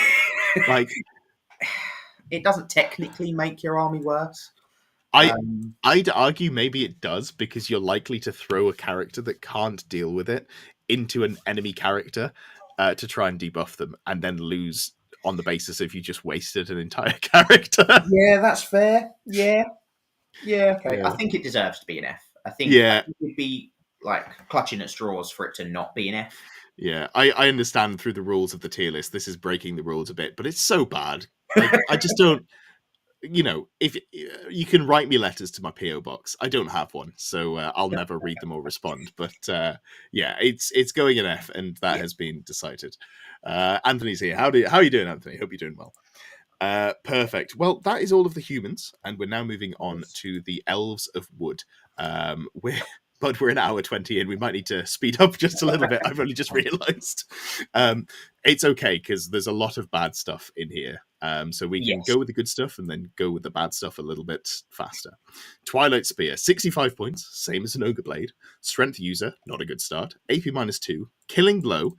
And when you roll to wound, a roll of a 3+ is always a success, regardless of the target toughness. I know that sounds like it's strength +2, but it's not, because it means you're only ever killing infantry on 3s. Yes. Yeah. And it has Killing Blow. It's not Monster Slayer. No. You're going into infantry. Or cavalry. Yeah, which, I mean, it has the same toughness, but you are correct. So, yeah, you're still wounding them on 3s, which I hate for me. It's a strength +2, Killing Blow, always wound on 3s. 65 points. Where do you want to put this? Yeah, it's too many points. Probably C, top of C. Top of C or bottom of B. We can adjust if needs to. 15 points too much. Yeah. Peter says combine it with the Locus. Mercy use Locus. That's the build. It gives you 100 points of magic items, and your opponents don't get strength bonuses in combat, and you don't get any strength bonuses. That's the build for it, but then you don't have a ward save. Okay, so we'll put it into build around. I'm just going to be clear, this is not a good build around, because you're a T3 elf. It doesn't matter if your opponent can't increase their strength because they're riding a dragon, and they wound you on 2s. So I mean, you can also be riding a dragon, to be fair. A dragon without a ward save? Yeah, it's bold. And only a 4-up armor save? Yeah, it's bold. Ooh. To be fair, though, I've been running a Wood Elf Dragon without a ward save. He's got Meteoric Iron, so he's got a sort of half ward save. And he has died a surprisingly little amount.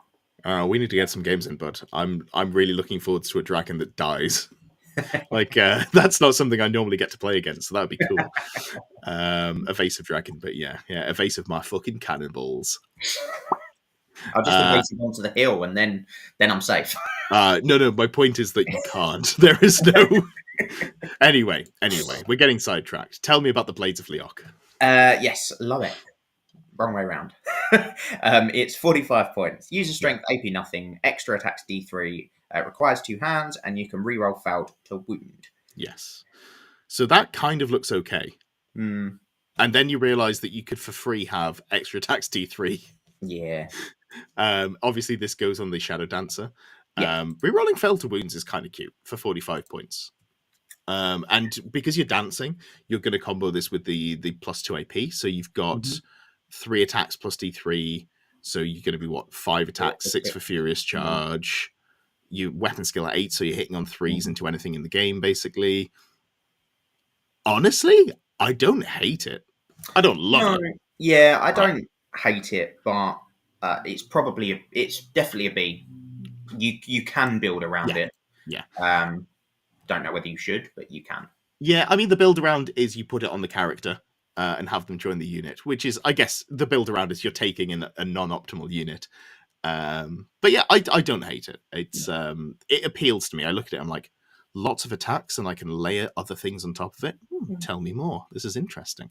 And you can make the Shadow Dancer a level 1 caster, so it can cast the Glittering Robes from Illusion, which is the only spell, maybe the only caster in the game that's going to be doing that, because every other Illusion caster is going to be taking fucking Lore Familiar. That's so sad. Oh, Alexa, play Despacito. Oh no, you can swap into that one. I'm getting myself confused. Anyway, so that exists. Oh fuck, we've got to talk about 2 bows. Yeah. Go ahead. Which are great thanks to the FAQ. All right, I'll take the first bow.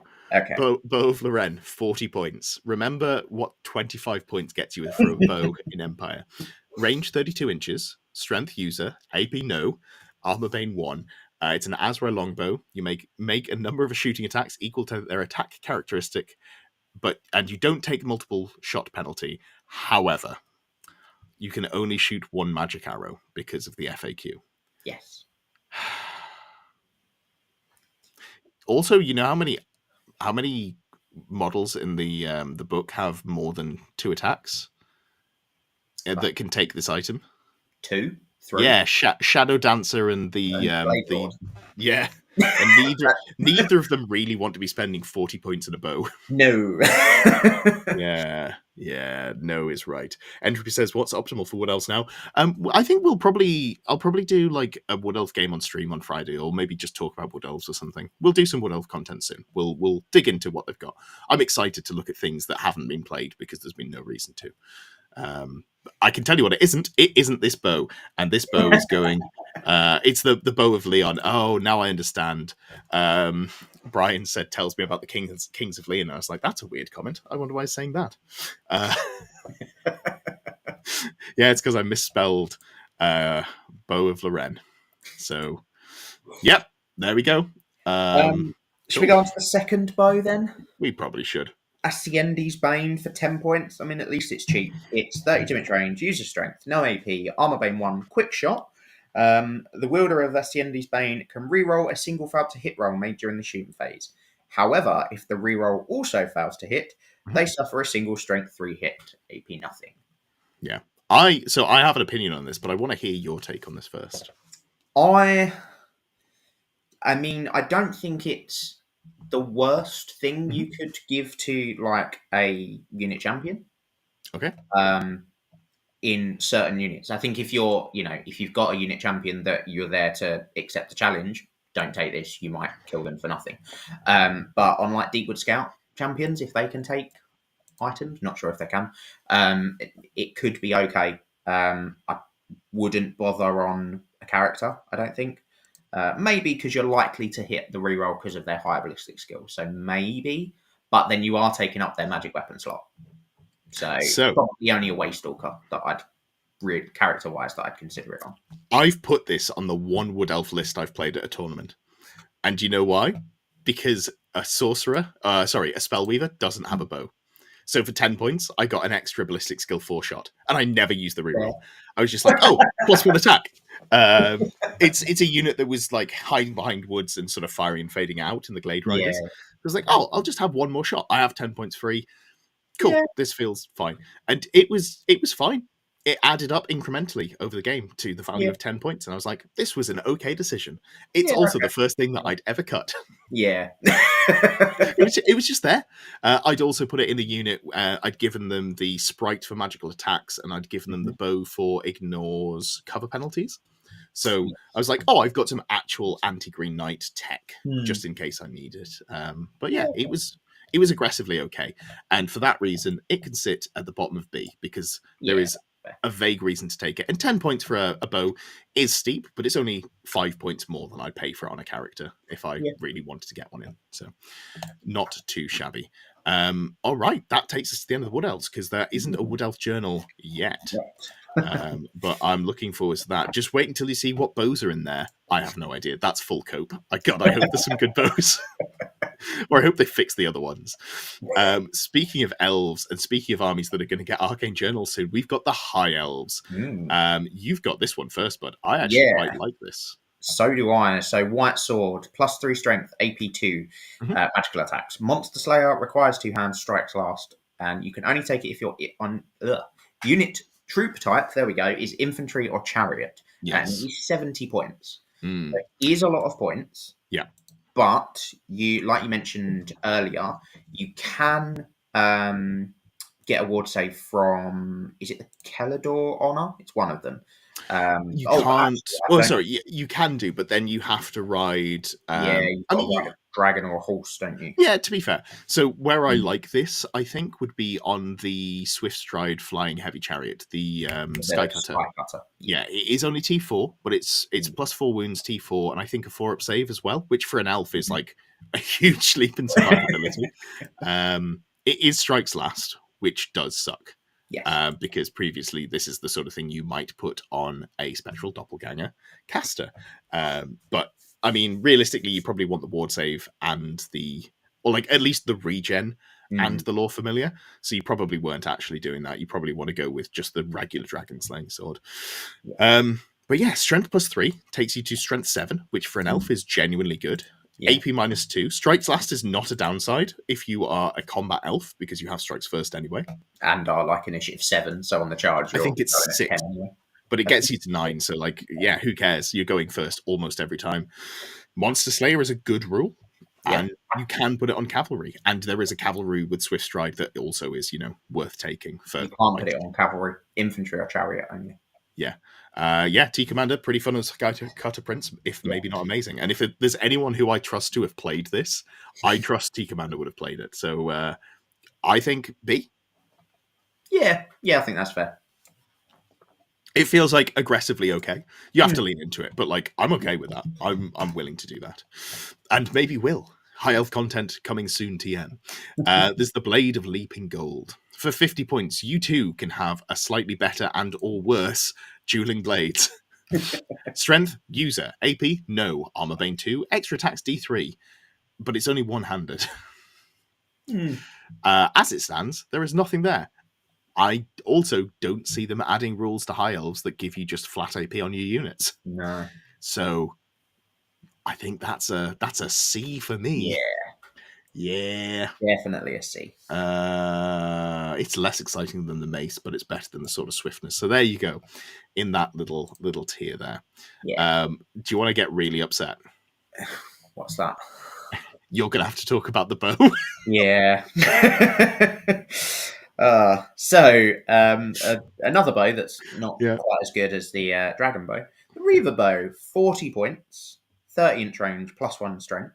No AP, magical attacks. Counts the bow of Avalon.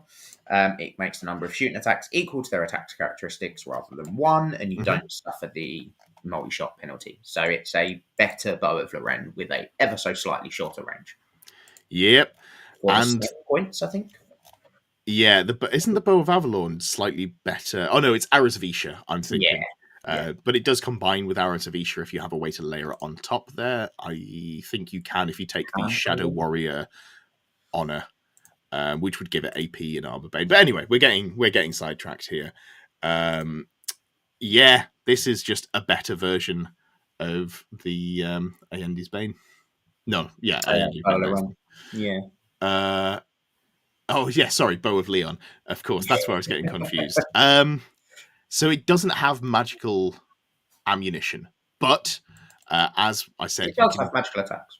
It doesn't have the magical arrows that you can buy. Oh, the Wood Elf arrows. You can take 20 points, pay 20 points to go Shadow Stalker, which would give you. That doesn't even give you the arrow AP. Okay, so it's literally just a strength 5 bow with 3 shots if you put it on a lord, or a strength 4 bow with 2 shots if you put it on like a wizard.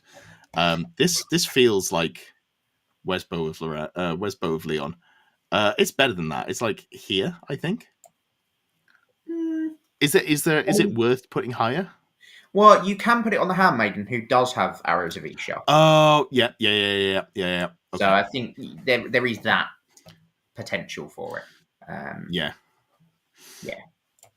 Good spot. You and T Commander got it at the same time there, so well done, the pair of you. In this game show, you both get a point, but it's the game is made up and the points don't matter. So it's better than the Wood Elf bow. There is a reason to take it. I'm probably not taking it, but there is a reason. Yeah, but why would you? Absolutely. Cool. And then finally, we are on to Phobane. Phobane is a 20 points Elven Blade, a twisted Elven Blade, taken from the body of a Chaos Champion. It is Strength User, AP no, special rules, none that matter, and you always wound on a 4+ for 20 points. Bottom of C, yeah. Fuck off. Yeah. Like, how rude. I can't believe that someone would even make me read that. That's honestly just I didn't even inconsiderate. know that existed. Like, Well, now you do. I've never heard of it before. No AP again? Yeah, and absolutely. then read it and realised why I'd never heard of it before. But you'll wake up tomorrow, you'll never think of that item again. Yeah. So yeah, no, absolutely. Good is right. Well, we are all done with the armies of good, and we're on to the ravening hordes. And we're starting off with one of my favorite armies, Orcs and Goblins. Here's the thing. Orcs and Goblins have an absolutely cracked rule called Choppers, where you get +1 AP and reroll 1s to wound on all non-magical attacks in combat, on the first round of combat if you charged. Their magic weapons will be good for you. They better be good. Yeah. And also they have the best piece of magic armor in the game, the Trollhide Trousers, which is extremely common and gives you +1 to your save and gives you a regen save. And that's 45 points. So like you're already competing to be like, I mean, if I'm 60 points, I'm already out because I can't take the Trollhide Trousers with it. Trollhide at 40 points, so 60. Oh, sorry, yes. Yeah. So 65. So I'm going to tell you about an item that's 75 points called the Battle Axe of the Last Big War. And it's Strength +2, AP -2, extra attacks D6, 2 hands, strikes last. But if you roll a 6 for the extra attacks, you lose the extra attacks at the end of the combat phase. That's fine. Like, you roll a 6, you're like, okay, I absolutely brutalize whatever I'm in combat with. Yeah. Yeah. Ginger Steve says, this is a great weapon for 30 points. I think I'd pay more than 30 points. I'd be tempted to pay 60 for it. Okay. If I could take this in Trollhide Trousers and put him on a Wyvern, I'd be like, I'm going to give that a go. That feels worth trying. Yeah, I think it sort of probably should be about 50 for me, 50, 55. Sure. But sort of if it was 60, it's not going to be too expensive to put me off necessarily. But yes. At 75, you can't even take it with a Talisman Protection. No. I'd give it a go at 70. If I could take a ward save with this, I'd give it a go. Yeah. I don't think you'd be giving it a go for very long, but I don't know. Like, the idea of it appeals to me. Like, I really like the concept of a list with 2 Wyverns. You take one that's the general that's super tanky. You take one that is tanky enough, so you've got like just a ward save or something. Yeah. But then you also hit super hard. And right now you can do that with the Ogre Blade, and that's fine. But what if instead you had an additional D6 attacks? But yeah, I think this is like low down in build around. I think it's better than Headsman's Axe. I think it's comparable to Giant's Blade, so we're just going to leave it there. Around there. Yeah, and that's a good point. Black Orcs are very high initiative, so you're losing one of the best stats on them. Yeah, very true. Which is always a bit of a shame when you're looking at the Great Weapon, and something I forget about as a dirty elf enjoyer. So, perfect. Tell me about the Porco's Pig Sticker. Yeah, so it's 40 points, +1 strength, AP 1, Armor Bane 1, magical. You can take it if you are Cavalry, Monster, or Chariot. And the strength and AP modifiers only apply during the first round of combat. And during a turn in which the world are charged, you get +1 attack for each rank the enemy unit has. Yes. You know what's really sad about this? No one takes ranks. Okay. You know what else is really, really sad about this? If you take a normal cavalry spear, you will have better AP and you'll reroll 1s to wound. And you might have the same number of attacks depending on what you charge.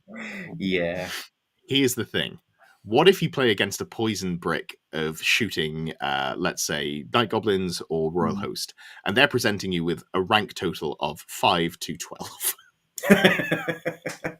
I mean, yeah, it's super, super niche use. It really is, yeah. I think if we see a move to more infantry blocks, I think this, just by virtue of that, does get a bit better. Yeah. I don't know even then if it gets enough better. Yeah, because just take a great weapon and you have less attacks, but their strength +2, AP -3, armor bane, rerolling ones to wound. So you're wounding on 2s, rerolling 1s most of the time because you've got a crazy high strength. Yeah. I don't think it's C tier. I think I can No. see a reason to play around with it. Yeah. I could also see this on a spectral doppelganger goblin. Here's the problem. I've just realized night goblins can't take any mounts. Yeah. So you can't do it. Yeah. I think I want to put it bottom of B because it's like it at least Yeah, does okay. a thing, Yeah. and there's maybe a combination that you can be like, actually, this kind of works. So I want to play with it. All right, the choppiest chopper. I want to love this. The problem is it's 35 points, and I'll get why that's a problem in a second. Strength +1, AP -3, magical attacks. This doesn't fuck about. It's just you're going to have +1 strength, so slightly worse than a great weapon. Plus, AP3, which is good. That's better than a great weapon. It's equivalent to a great weapon on the charge with choppers. You lose the reroll of 1s to wound, but you can use a hand weapon shield. And this would be incredible, in my opinion, if you could combo it with a Black Orc on Wyvern with a shield, Trollhide trousers, and the Talisman of Protection, because that would take you to a 2-up, 5-up, 5-up. Yeah. You can't do that. 5 points too many. 5 points too many. Yeah. I do still think it's very good though. I think you end up losing the ward save. And then you take the charm shield, so you got like a 1-5-up. Yeah. It's but like then I'm looking at it and going, instead of that, should I just take a great weapon and still take the charm shield? And just kill whatever I'm charging. There is that. It's like it's not really a build around, or I guess it kind of is because you're building a tanky character. But I think for me, it's sort of like I can see a reason to take it. I just don't think that reason is appealing enough. Like, okay, yeah, because you can't get to the save. That's the problem. If you could get that triple save, I'd be like, oh. But yeah, and even if you go into like Troll Horde, you can't take the Black Orc, so you're only getting a 3-up armor save with a hand weapon and shield, or with the chopper and shield, even with the rerollable 5-up regen, and that makes me go, well, because I've not got a 2-up, it doesn't feel super worthwhile. But yeah, it is something to do. Jack says take 5 charm shields. Jack, I wish you could. I thought about this. I thought I was being super big brain. And unfortunately, you can only take 1 shield and one armor. It's specifically spelled out, I believe. Brian says great weapon allows effigy of Mork and pants, which is way better. Yeah. There are other things that are just good that you can take. Yeah. But like it's also just at rate not a bad magic item on a strength 5 character. So yeah. All right. Maybe I could see a place for it, on a BSB. No, because you want the Trollhide trousers. I'm going to stop trying to justify it, and we'll just leave it in the sort of like, yeah, it's fine tier. Do you want to tell us about the Wallopers one-hit wonder? Yeah, so nice and cheap, 15 points. You are a flat strength 10, AP -3, magical attacks, strikes first. It's Goblin and Night Goblin bosses only, so no Spectral Doppelganger for you. Once per game during the first round of combat, the wielder of this weapon can use it with this profile. At all other times, the weapon is just a hand weapon with magical attacks. So, I mean, that first time you're charged, it's potentially very terrifying. Yep. I mean, you've got to hit with, 3, maybe 4 attacks. Okay weapon skill. But it's 15 points. So, and your strikes first, so you're going to get those attacks in. I think this is probably high in B. I think so as well. Yeah. It's like when I write lists, because you have to take Night Goblin characters, I will put this on one of the characters that's going to sit in a unit and is going to probably get charged. And it is the first thing that gets cut. But like it starts off in every list, and it doesn't usually get there. But 3 attacks that, as Todov says, some knights charge you. All right, knights, I'm probably hitting you on 3s. Let's hope. So I get 2 hits. I'm probably wounding you twice. It's AP3. Like I might kill a couple of models before it gets in, or like if we go for a challenge, obviously the things that we're seeing are monster riders. But if you're challenged by, a hero or maybe even a lord level character on horse, that's not particularly like you're not feeling good about being struck No. first by strength 10 AP3 because, like, yes, you're probably being hit on fours, but what if they just roll hot and you roll badly? Like, it's not impossible for you to lose a 200-point character on a horse just because a goblin with a sharp stick went, actually hold the fuck up. You got popped. So I think middle of B is quite fair for it. It's sort of in the fun, and because it's so cheap as well. Yeah. That's the thing. Like, you're not really losing out on anything to take it. Yeah. Name a cheaper gimmick that has strength 10 AP3. Yeah, it's a gimmick that holds up its end of the bargain. Yeah. I wish you could take demonology or dark magic, because then just like put this on a cheap lord on chariot, give him frenzy and hatred, throw him into something. I could see that doing some work. Actually, I like on a goblin lord on chariot. I don't hate that. I mean, that doesn't make it into my list, but I can see a place for it. So yeah, build around feels good for that. And that takes us to the end of all of the Orcs and Goblins items, apart from the ones that came in a separate book. This is the first book that came out which wasn't super limited to each detachment. And I remember looking through it and going, this feels pretty good. Yeah. I like what they've done here. Yeah, this is okay. Yeah. So do you want to take the or did you just take the Wallopers? So I'll take the bigger, choppier axe. Yeah. So this is, in my opinion, what the last big war battle axe wishes it could be. So it is a great weapon. Strength +2, AP -2, killing blow, strikes last. It doesn't have armor bane, but it gains killing blow and magical attacks. It probably doesn't make it for me, but magical attacks are good sometimes. And, despite it not adding much over a great weapon and you having choppers, yeah. I think it's one of those that in a lot of other armies, this is a really good weapon. Yeah. But because it's in Orcs and Goblins, like you say, when you've got choppers, is it good enough? Probably not. No, probably not. It's close, I think. The killing blow is doing a lot of work there. Yeah. And I think if we get like a meta change, we could see more use for it. Yeah. Yeah, more sort of cavalry characters and things. Yeah, I can see that. So I think sort of bottom of B, because I don't think it's actively bad. I think it's just like you've got to work for it. 50 points too much? Fair. Yeah, maybe you want this on hero level characters. Whenever I see killing blow or like anything that procs on 6s to wound, I want a more volume of attacks. But yeah, I mean, I don't buy magic weapons anyway much, so it's not like I'm losing sleep over not being able to take this on a hero level character. But yeah, perfect. Do you want to tell us about Martog's Best Basher? Yeah, so 50 points, bit cheaper, +1 strength. AP2 requires 2 hands. The wielder of this weapon has +1 weapon skill and initiative. So not good stats to increase for a sort of combat character. Solid stats.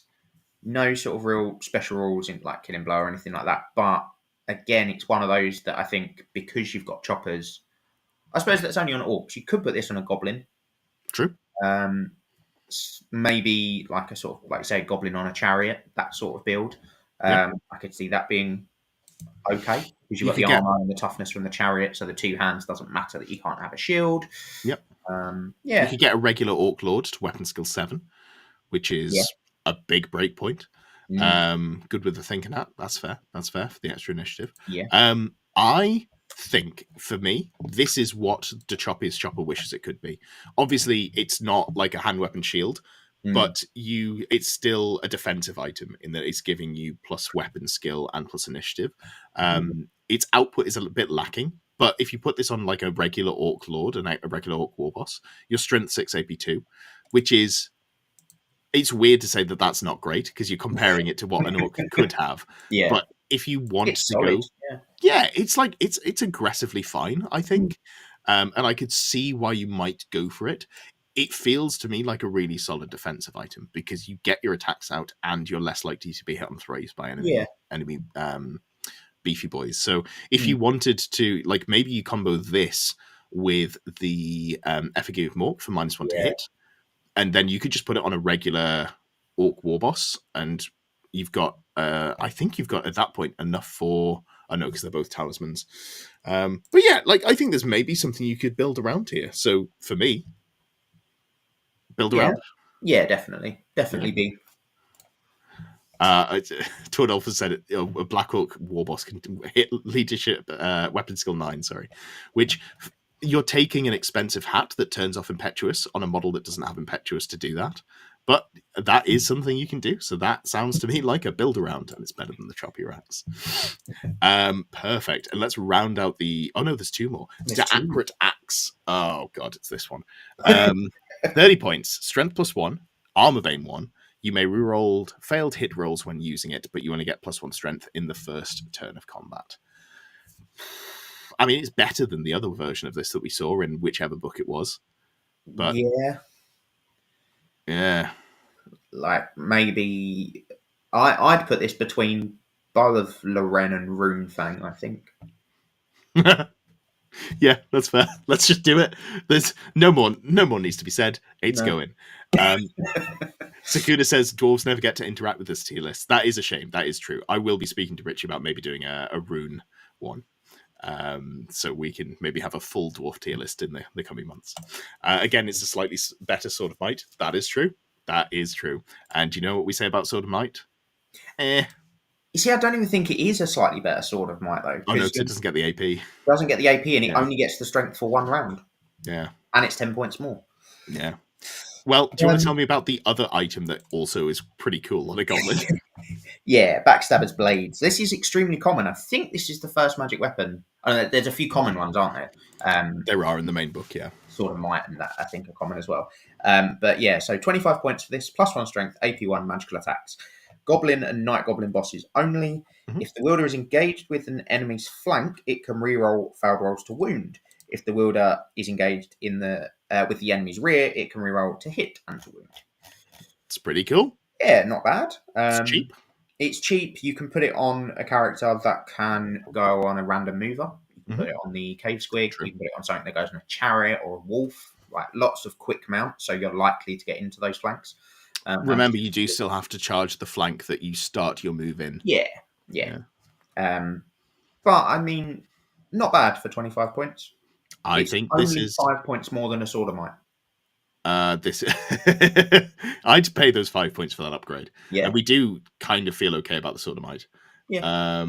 I think here there are 4 orc items that are just like kind of okay, would be okay in other books, but because they're orcs, you're like, But yeah, I don't hate that on a goblin. Obviously, goblins don't get the choppers rule. Yeah. Doug says vampires next. I'm sorry, Doug. We're only doing the core factions. So we're not actually getting to those ones. But if you stick around to the end, I'll have a quick whiz through for you and just give you a quick point blow by blow, because I don't think any of the ones they have are super exciting. But we can at least have a look at them since you've been generous and donated. So we've done those, and we're moving on to the warriors that are of chaos. Yes. And warriors of chaos, they are an army that actually takes magic weapons because they've got built-in ward saves. Now that magic weapon is admittedly the Ogre Blade. But maybe there's something that you take instead of the Ogre Blade. Maybe we can get there. Do you want to tell us about the Demon Sword? Yeah, so this is 10 points more than the Ogre Blade, 75 points. So it's strength plus D3, AP2, extra attacks D3, and strikes first. Every roll of a natural 1 when rolling to hit results in a hit which must be resolved against the unit the wielder has joined rather than the enemy. If they're on their own, then they hit themselves. So, Chaos Lord strength 5? Doug, vampires are so cool. I'm going to give you the advice. The best weapon is a great weapon, and you spectral doppelganger, and you bunker them on foot with the ward save that gives you stupidity. You put them in a unit of Graveguard. That is genuinely a really good loadout. Even now that you're striking at initiative worse with spectral doppelganger, that's my top tip there for you. Anyway, sorry, you were talking about the Demon Sword. Yeah, so I think Chaos Lord starts at strength 5, so strength 6, 7, 8. Oh yeah, I was just going averages. Yeah. You know what? If this didn't have the ones to hit yourself, I could see some people, 5% of people, taking this on their Lord instead of the Ogre Blade. And I'd be like, you know what? I'm kind of with it. Yeah. Kind of with it. Or if there was sort of more ways to get rerolling to hit. I Yeah, think that yeah. would also do the same thing. Which you could take a Paymaster's coin with this. It's only once per You per could. game, You but could, yeah. stops you when you hit yourself a couple of times. Yeah, I mean, like the stats are good though. Yeah. Plus D3 strength, AP2, D3 extra attack, strikes first, and then there's just that bit at the end, and it's also not the Ogre Blade. I think for me, I want to put this in B. I think you can build around this. I just don't think you should. Oh, you could Spectral Doppelganger. Oh, you can't take Illusion. Can you take Illusion? No, Chaos Sorcerers can't take Illusion. No, I don't think. So I think for me, this goes in the sort of like the vague B tier where you're like, I want to take it, but it's probably too high there. Yeah, I think that's maybe a touch too high. There we go. I want to take. No, it's below Wallopers. I want to take it. There we. But yeah, if it didn't have Ogre Blade to compete with, it would be a lot more appealing. But you know, because what you can do at 75 points, you can take it with the magic resist collar of corn, I think it's called. The brazen collar. Brazen collar. You can take it with the brazen collar in a single favor, which still is like good enough, but it's just Ogre Blade is too good. Dark magic for hatred might be good on a prince. That's true. Although you can't take a demon prince plus. Oh, you could put it on a prince and then have the prince flying around and slapping people. That's kind of cute because they're strength 6 already. We'll move on from this because I think the demon sword is not worth as much attention, but it's just cool. It's like one of the big items you're like, oh, but maybe. Do you want to tell us about the? Oh, did you just do the demon sword? Yes. Yeah, I think we're over to you. Chaos rune sword, strength +1, AP -1, +1 weapon skill, +1 initiative. I like this less than I did for orcs because you're already a good weapon skill. Yes, you could put this on, a mid-tier chaos character, but you're not going to.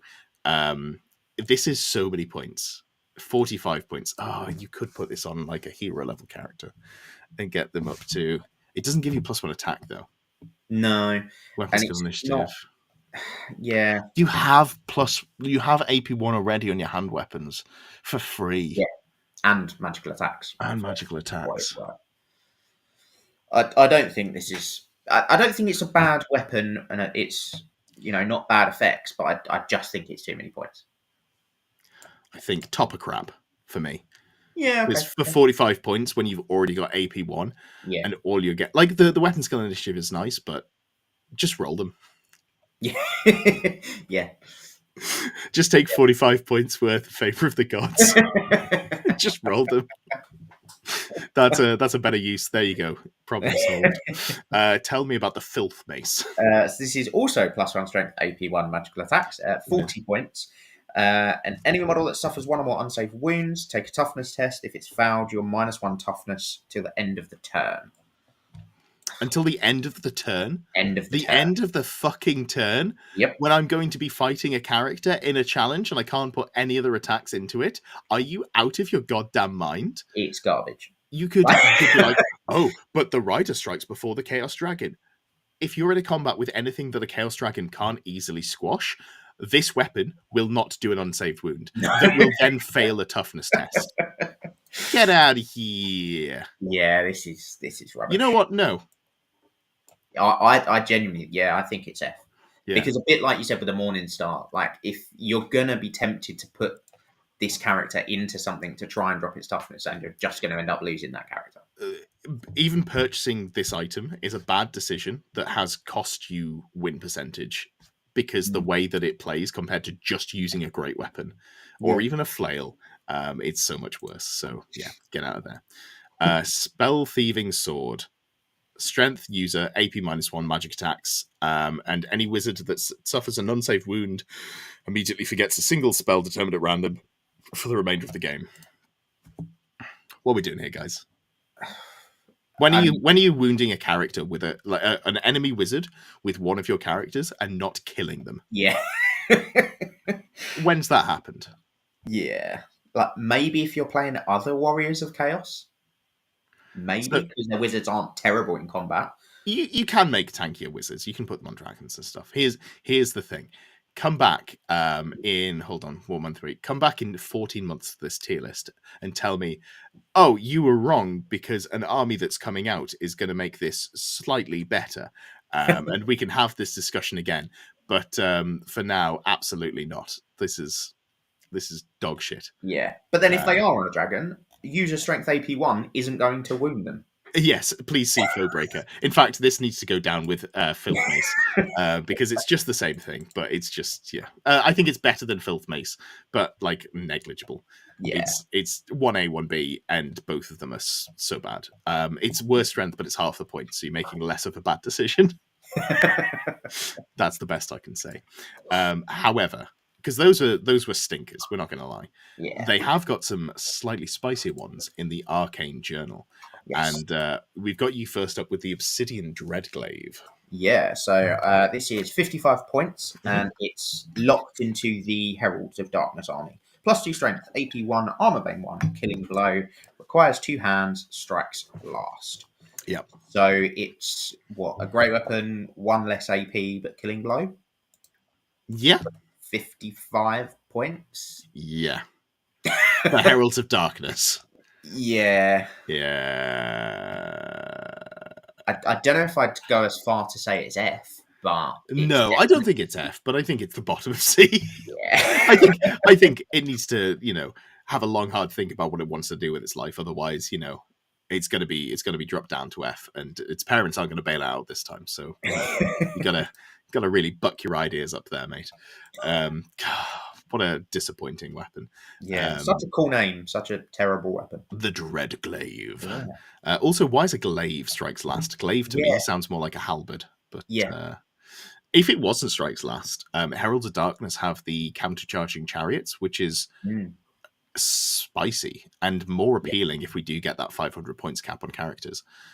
Because Chaos characters want to be tooled up, so you can take a Chaos Dragon Lord, but you get to give him, I think, a flail, a shield, and no other weaponry. So if you want a magic item, you have to go with chariots. Heralds of Darkness lets you do that.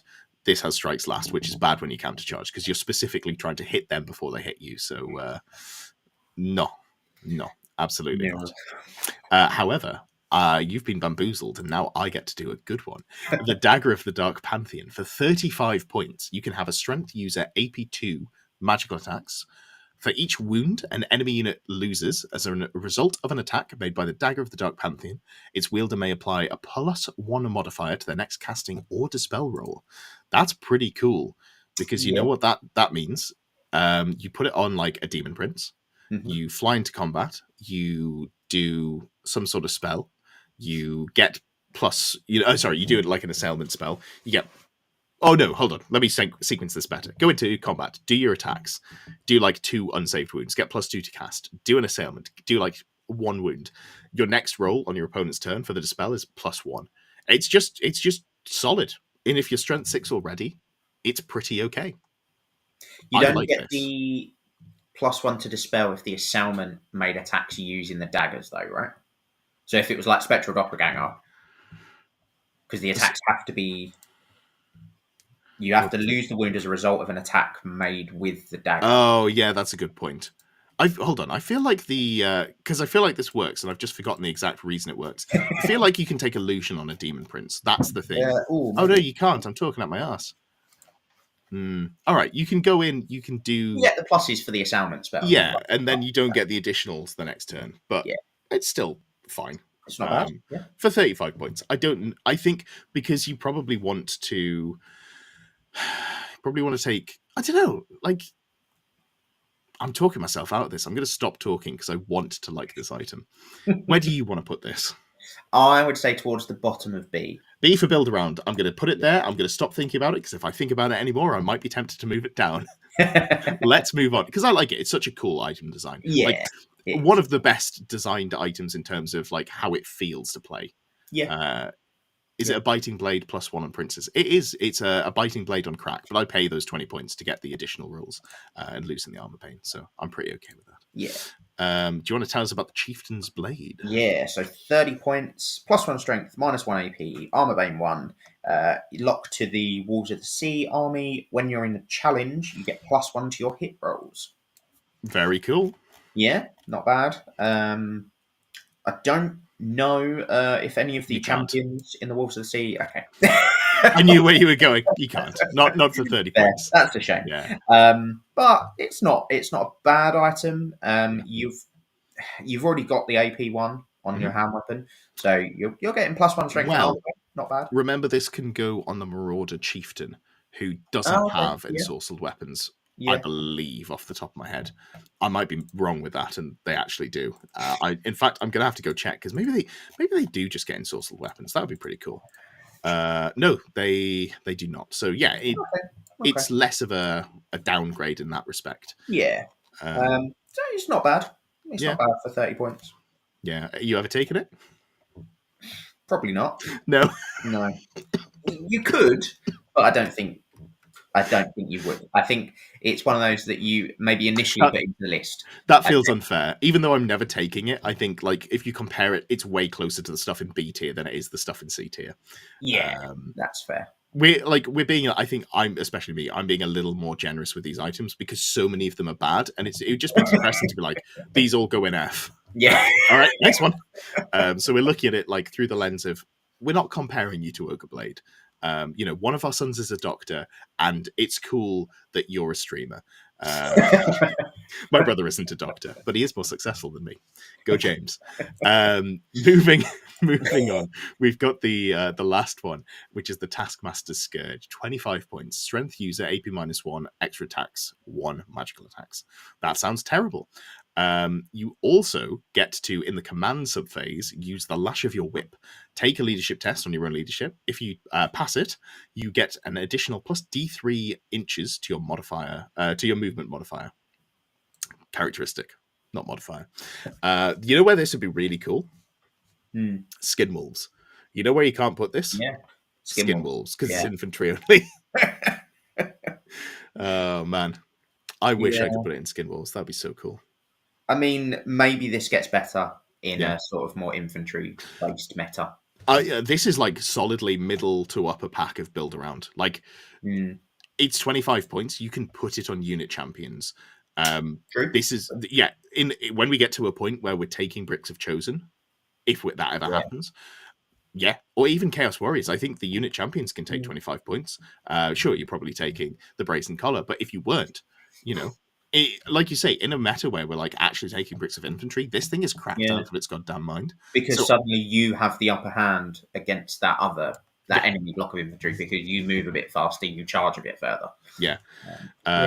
So like I'm putting it in B. It's an aspirational B because right now there's not a lot to do with it, but what it offers is so like there's not really anything else like it. There's no other magic items I can think of that give you extra charge range outside of Brettonian, which are already on horses already. So it gives infantry additional charge range. So it lets you go potentially. Say you bunker a demonology sorcerer in this squad, and you give them the +1 movement spell. You can get them up to a move 8 infantry, charging 14 inches. That's not quite cavalry, but it's like almost cavalry. Not bad, yeah. Yeah. I mean, there are a couple. I think there's a couple of orc banners, or one orc banner that gives you increased charge range. I think War banner. Yeah, yes, that's true. There is a war banner. That's a very good point.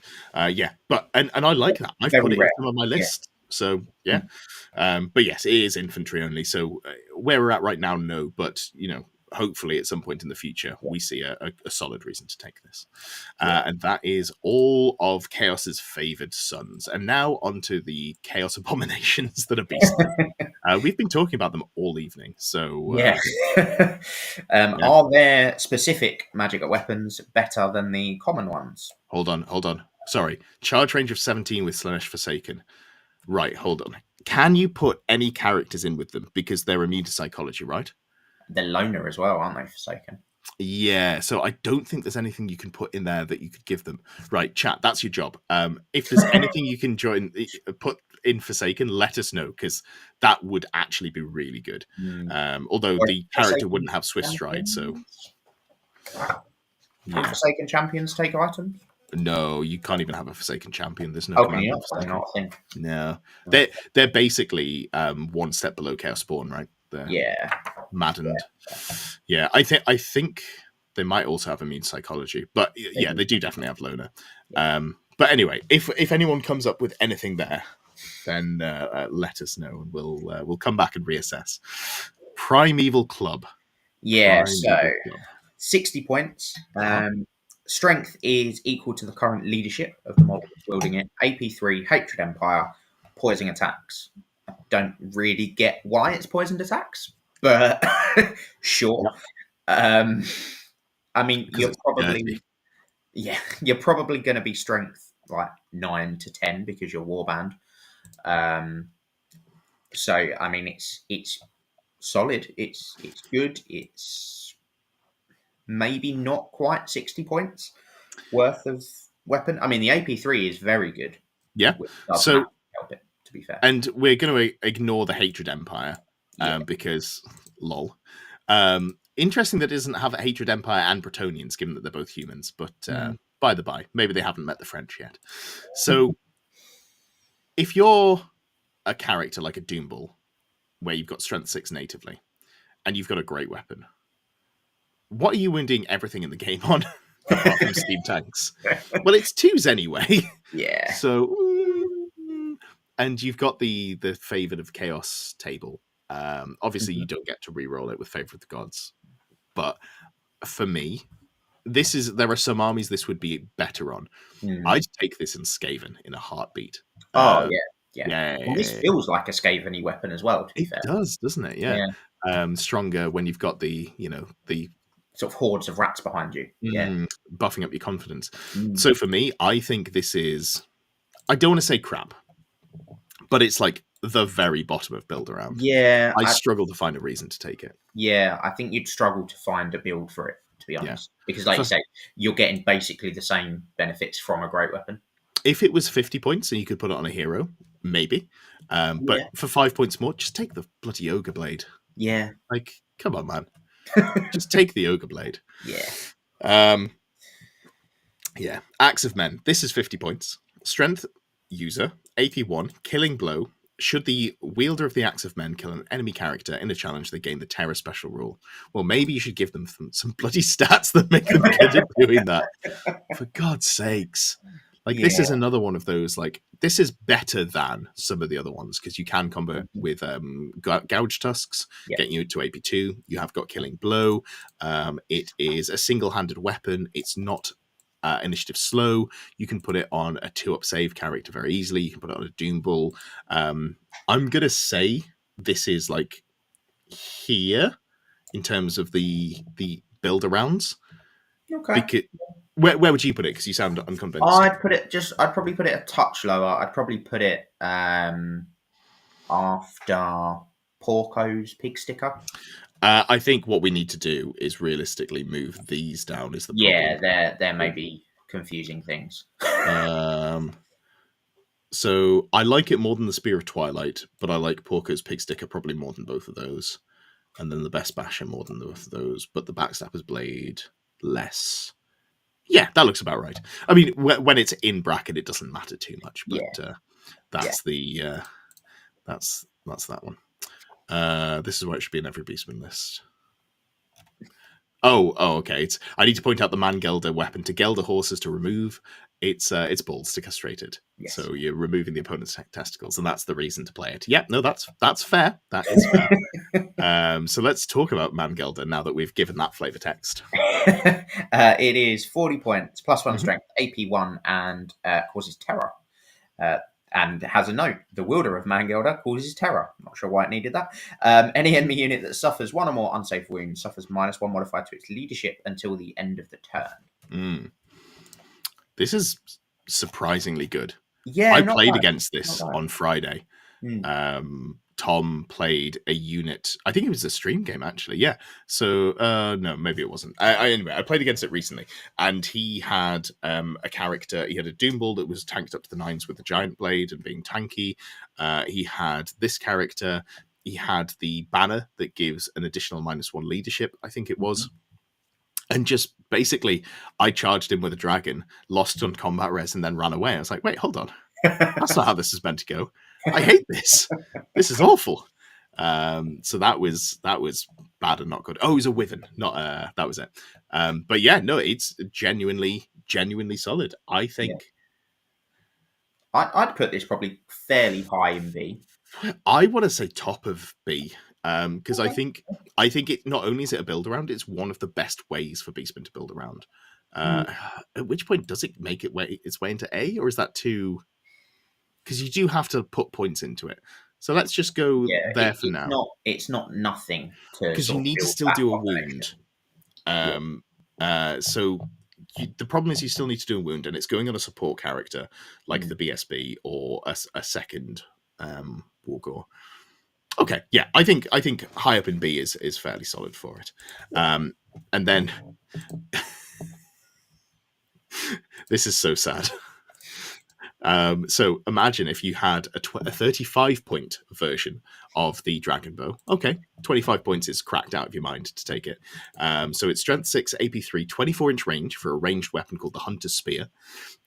It's multiple wounds 2. It has through and through, so it is a bolt thrower. It's also cumbersome, so you can't stand and shoot with it, which is for the best.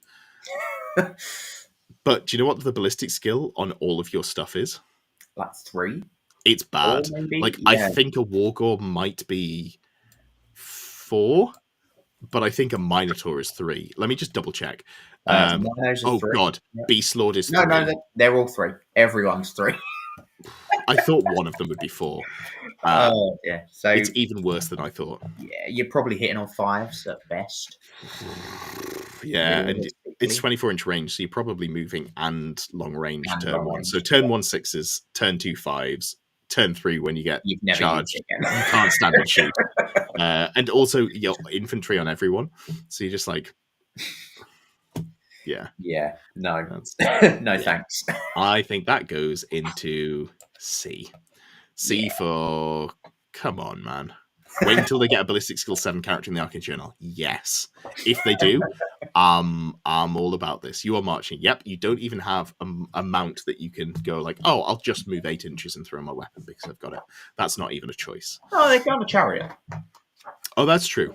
You can't put a Minotaur on a chariot yet. You can't put a Minotaur on a chariot, no. What I want is to have like a Dwarf Shield Bearer style upgrade, where you can put like a Beast Lord on top of a Minotaur. That'd be amazing. Centaur. I forgot Centaurs existed, and so should you. Yes. What was the ballistic skill on the Centaur? Was it any better? It's probably 4 for the Centaur character, actually. It might still be 3. It's still 3. It's okay. It's okay. Okay. Oh, wait, hold on. That's the Centaur unit. Let me just double check. Where is the Centaur? Yeah, no, it's still 3. We're safe. We're safe. We don't have to think about Centaurs. Oh, I was worried. I was worried there because fuck Centaurs. Fantastic. And that's almost it. And we're just on to everyone's favorite bony boys. Oh, yeah. Oh, yeah. There are some actual items in here, which is cool. Yeah. Do you want to take us from the top with the Destroyer of Eternities? Yeah, starting off with big one for the Tomb King, 75 points, plus 2 strength, AP2, killing blow, requires 2 hand strikes last. And rather than attacking normally, you can make a special attack. The enemy unit you're directing your attacks against suffers D6 automatic hits. The Destroyer of Eternities profile. That is a thing that they can do. Yes. Tomb Kings have got, 4 attacks? Tomb Kings have 4, yep. So, I mean, you're only putting this on a Tomb King or the High Priest. You're probably not doppelgangering it anymore because it strikes last. I mean, you could, I suppose, but it's a lot of points for that. You could fit the Law Familiar in, just. Can't fit anything else. So you're relying on that regen. Yeah, don't know. I think it's... Yeah, the smirk on your face says... I'm pulling a face. That you think it's better than I think it is. Yes, but not much better. So you can take a Royal Herald, and a Royal Herald can take 75 points of magic items. So you can put a Royal Herald on a chariot bunker in the unit that's next to your Tomb King, of course. And then one of the worst things about I mean, this is not necessarily the best thing to do. You probably just want to take defensive items because you can abuse the bullshit where you pass off the hits to them and then they use their defensive profile, yada, yada, yada. But you could just take, because they're only weapon skill 4, the Royal Heralds, so you can just do D6 auto hits. So you don't have to hit, which means you're doing better than the, I think, 2 attacks or 3 attacks that they have natively. It's 75 points to strikes last and maybe roll really badly. But you're just like, hey, you want to charge me? Well, this character here is going to do D6 auto hit, strength 6, AP2 with killing blow. And that is kind of a thing. Yeah. It's kind of a thing. But it is too expensive. Yeah. So I think for me, bottom of build around, because there is one neat combo you can do with it. Yeah, okay. Yeah, like I'm going to take this more than I'm going to take the battle axe of the last war. That's the yeah, fair. Although, oh god, I keep forgetting that you can only take illusion on the night elf character, night elf, odd boss. So you can't even put them on a mount and get the spectral doppelganger anywhere.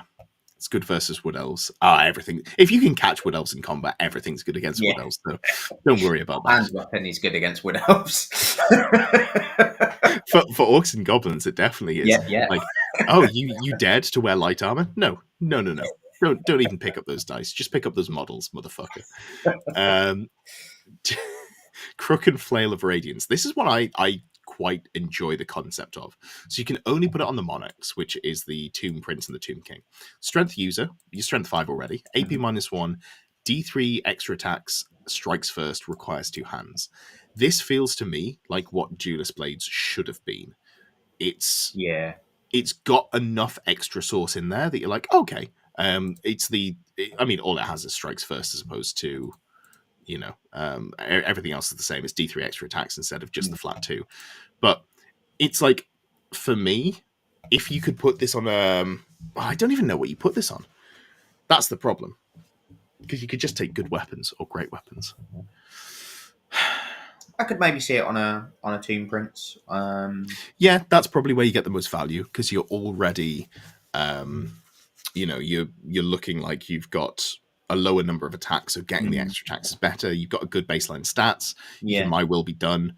D3 is pretty decent.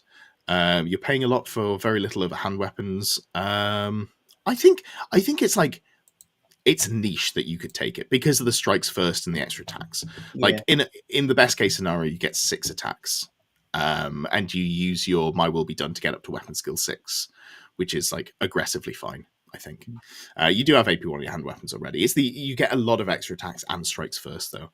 So I think for me, this is like bottom of build around. Because I could see maybe a reason that you're like, I want to wiggle it in. Yeah, I think that's fair. Yeah.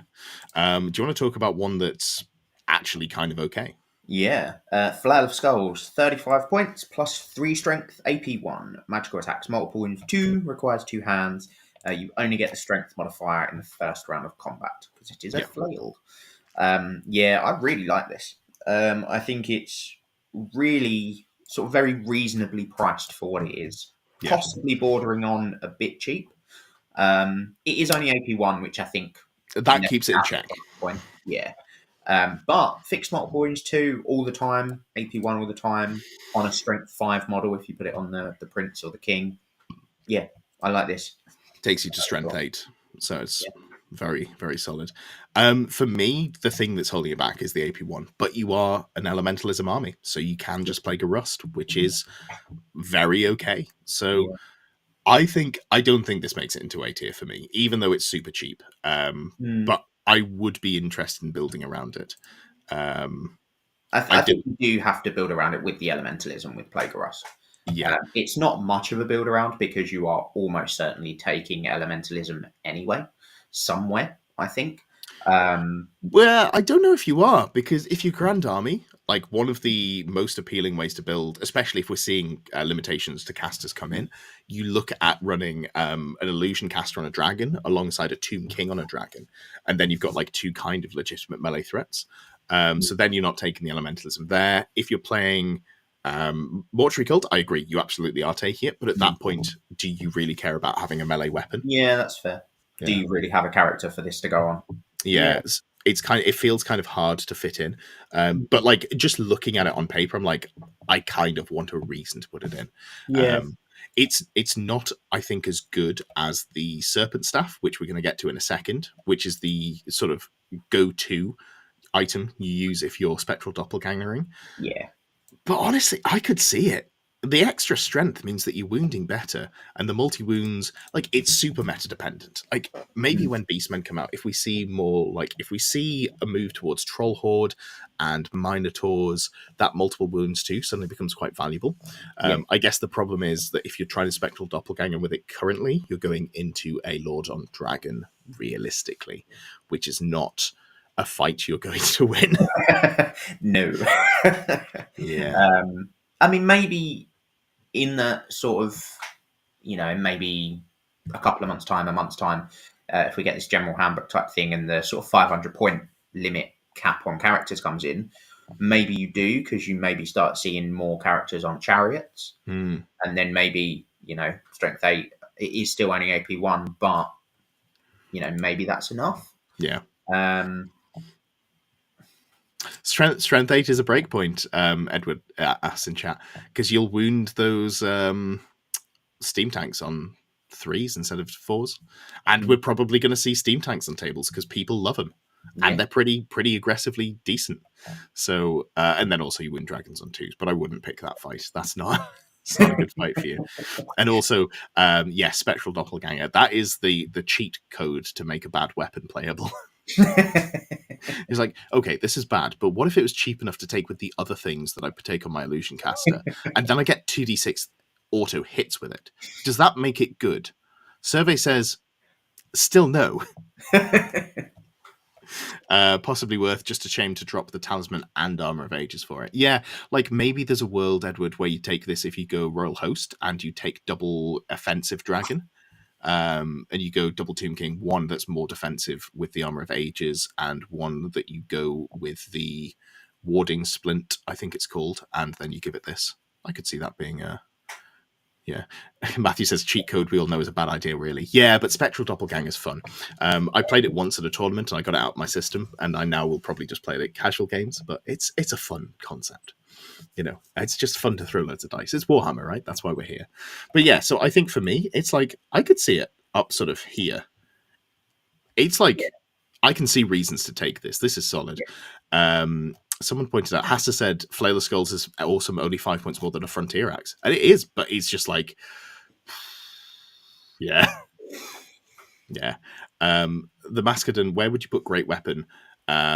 You find it's often a great difficult choice. For me, I'm super Great Weapon biased. I'm putting it at the top of Great Weapon tier. Like, obviously, I'm taking Von Trickshots above it. I might not take the Hammer of Righteousness over it because you're paying an additional 50 points because you still have to buy the Great Weapon. So yeah, like it's definitely mixing it up in this tier for me. The Great Weapon. Cool. Do you want to take the Serpent Staff? So 20 points, plus 2 strength, AP2, magical attacks, poisoned attacks, requires 2 hands, and leech priests only, so they're wizards only. Yes. Like you say, was a staple of Spectral Doppelgangering, and no still doubt will still be. Yeah, because it doesn't have Strikes Last. Yeah. And I mean, it goes on a dragon, so Strikes Last is less of a problem for those. This is a good weapon. This is a legitimately good weapon. Mm-hmm. It makes it into a lot of lists. The question is, does that take it to the bottom of A? Because it's strength plus 2, AP minus 2, poison attacks, requires 2 hands, Lich Priest only, 20 points. If you could take this on a Lord, I think you would take this on a Tomb King. Because it's a magical poisoned great weapon. That doesn't strike last. Yeah. Yeah, I could see it creep into the bottom of A. Or the bottom of A. I think for what you get for 20 points, like if you look at the cost of magic items, getting great weapon stats, that puts you into like 50 points and above. Yeah, a lot of the time. which is nuts. And I know you can own. It does need the familiar to go with it, Tordolf, but you're going to take the familiar anyway because casters are way worse if you don't take it. So Yeah. I don't think that's a knock against it. I think it's actually a benefit that it's one of the legitimately good spectral doppelganger items because you can take it and a ward save and a lore familiar, and you've still got some points left over. So, like, that to me is a pretty solid weapon. Yeah, It's one of the few times I go, actually, yeah, I will play Spectral Doppelganger. Yeah, I think you can squeeze a power scroll in with that as well. No, I think you're 5 points shy, but you often take it in Mortuary Cult, so just sacrifice some swarms. Yeah. Yeah. They have to be in command range, I think, which is 18 inches if it's your general. So Not difficult, is it? no, super easy to do. That is a little bit worse. Now, Lore Familiar, you can't take the reserve move on the character with Lore Familiar, but it's fine. Just take 3 wizards and you'll be okay. And so that's it for the main book, and we've just got 4 more items which are in the Tomb King's Arcane Journal, and it drives me nuts that they do this. The first one is 45 points, the next one is 55 points. They're out of sequence. Games Workshop. Why? They're not out of sequence. What? The first one's Conqueror's Blade, that's 55. Second one's Blade of Antarak, which is we have different PDFs. That's very interesting. I'm going to say no more about that. Let's move on. Yeah. We'll go with the Blade of Antarak then. 45 points, Strength +1, AP -1. It's only Royal Host, and for each wound an enemy unit loses, you immediately recover a single wound. Both Vampire Counts and Tomb Kings have this item, and let me just rant for a moment. What the fuck? If you want me to leech damage, which is one of the coolest mechanics that you can get in any game, I loved playing a Death Knight in World of Warcraft. I love any sort of like heal or drain tanking when I play video games. Why don't you make it good? For God's sake, make it good. I have to do damage to heal. You want to make the healing portion of it the bit that's in control, not the damage. Let me do as much damage as anyone should do and make the healing limited. Limit me to 1 wound so it doesn't get out of hand. Make it so I only heal on a 4-up. I don't give a fuck. Just let me do damage and then leech some damage back. I'm not going to do any damage, and thus I won't leech damage back anyway, but you fixed it the wrong fucking way. For God's sakes, just write it better. Please, I implore you. It's my favorite mechanic. Make it good. Anyway, how do you feel about it? Well, I feel like whatever I say isn't going to compare to that rant. So, yeah, I mean, it's hard to disagree, though, to be fair. You're just not really going to do anything. You might nick a wound or 2, but not for 45 points. Not for 45 points. No. Not for 45 points. No. So this is like, even though I've just done a rant about it, I'm going to put it towards the bottom of B, I think. Like, because it does do a thing, and there is build around, and like, you can't take demonology. I don't think there's a banner that you can increase your AP. There's probably some way to make this slightly better, and I don't know what it is. But, maybe there's Razor standard, Armorbane 2. Yeah. Maybe you put this on one of the royal hosts that's tanking wounds, and then they just attack into the chaff that's next to... no, that's bad anyway. All right, cool. Well, maybe there's a build around. It goes at the bottom of B. B for please make it gooder. Tell me about the Conqueror's Blade. So this is 55 points, +2 strength, AP2, killing blow, magical attacks, 2 hands, strikes last. When engaged in a challenge, the bearer of the Conqueror's Blade strikes a killing blow on a 5 or a 6, rather than just a 6. And should the wielder slay the enemy general in a challenge, you get a bonus of 100 victory points at the end of the game. Why is the 5 or 6 in a challenge only? Yeah, that's a shame, really, isn't it? Why? Because you just never accept a challenge with your general if they are, vulnerable to this. Yeah. It's a great weapon plus. That's what it is. Yeah, it's not a bad weapon. I think the final bit about the general is very gimmicky and unlikely to come up. Shouldn't come up against a good player, but that it's fun. and Yeah. I appreciate that there is a fun aspect to it. Yeah. I want to say it's like sort of like mid B. I can see a purpose for it. It is a magical great weapon. I mean, it loses the armor bane, but let's not get too hung up on that. But like, it's just give it killing blow on a 5 or 6 all the time. Nobody runs infantry characters anyway, not ones that you care about in combat. But Yeah. I'm just going to say, like, probably about here. Probably I prefer this over the Demon Sword, but less than the Taskmaster's Scourge, because realistically, you should never get the benefit of it. If you're playing into like any monstrous infantry or cavalry, and you challenge and they accept with the unit champion, you get to stack up your overkill very well. Yeah. That's cool. That's the thing. Yeah. Oh, yeah, there we go. The Mastodon outside of Brett's, how many generals are not on Behemoth Monster / Chariot Mount? That's a good point. Brettonians. This can kill Brettonians. True. Yeah, very good. And dwarves. Yeah, but dwarves, if you take a tanky dwarf champion, you're immune to killing blow. Speaking from experience of playing against Richie with regularity. To be fair, the Rex can be as well with the armor. So. Oh yeah, they can be, and the usual loadout for the Duke is. I'm just going to leave it there because you know what, it is what it is. It's you next, isn't it? The Blades of Justice.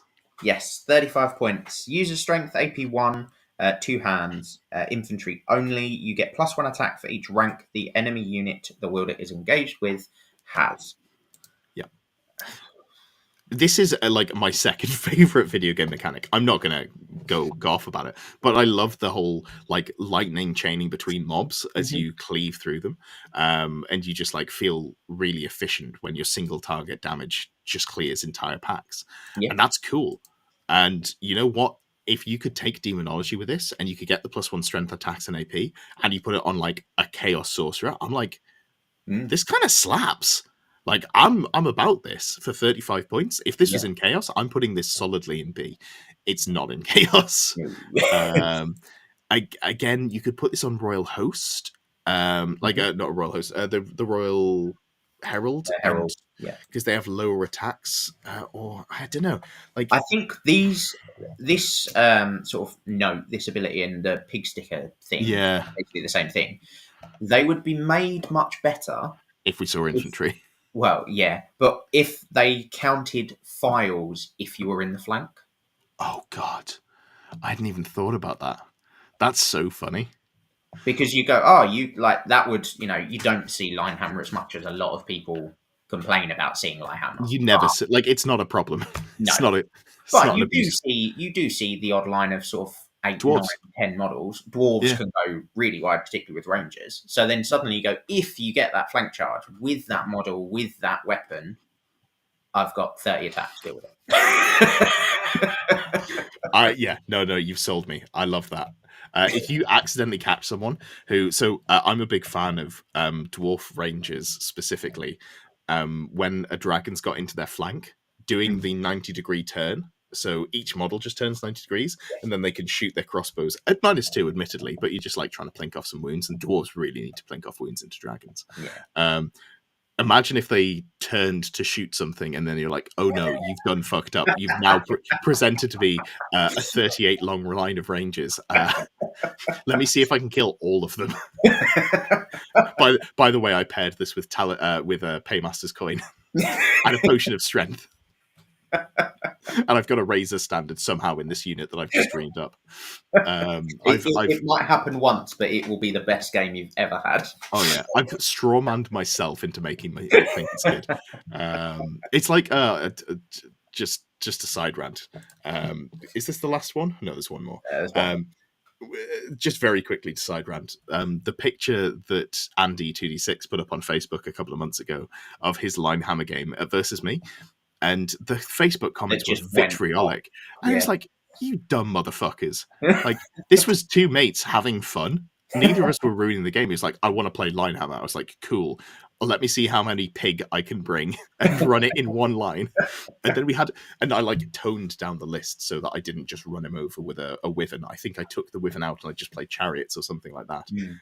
So it's like, so we actually have a closer game. And I get to hit the line with something that might die instead of just like, oh, a wyvern's hit it from one end. Shit. Anyway, yeah, sidebar there. Staff of Eons. This is the other item that you might use on the illusion caster. It is 30 points, so 20 points more. It is strength +2, AP -1, requires 2 hands, only be taken by Lich Priest in a mortuary cult, Army of Infamy, and any model that is hit by one or more close combat attacks made by this weapon suffers a -1 modifier to its armor value for the remainder of the game.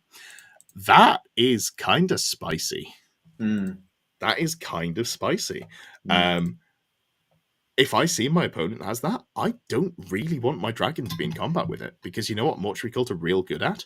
Shooting you with things that are very happy to get through that armor save. Like, obviously, yes, the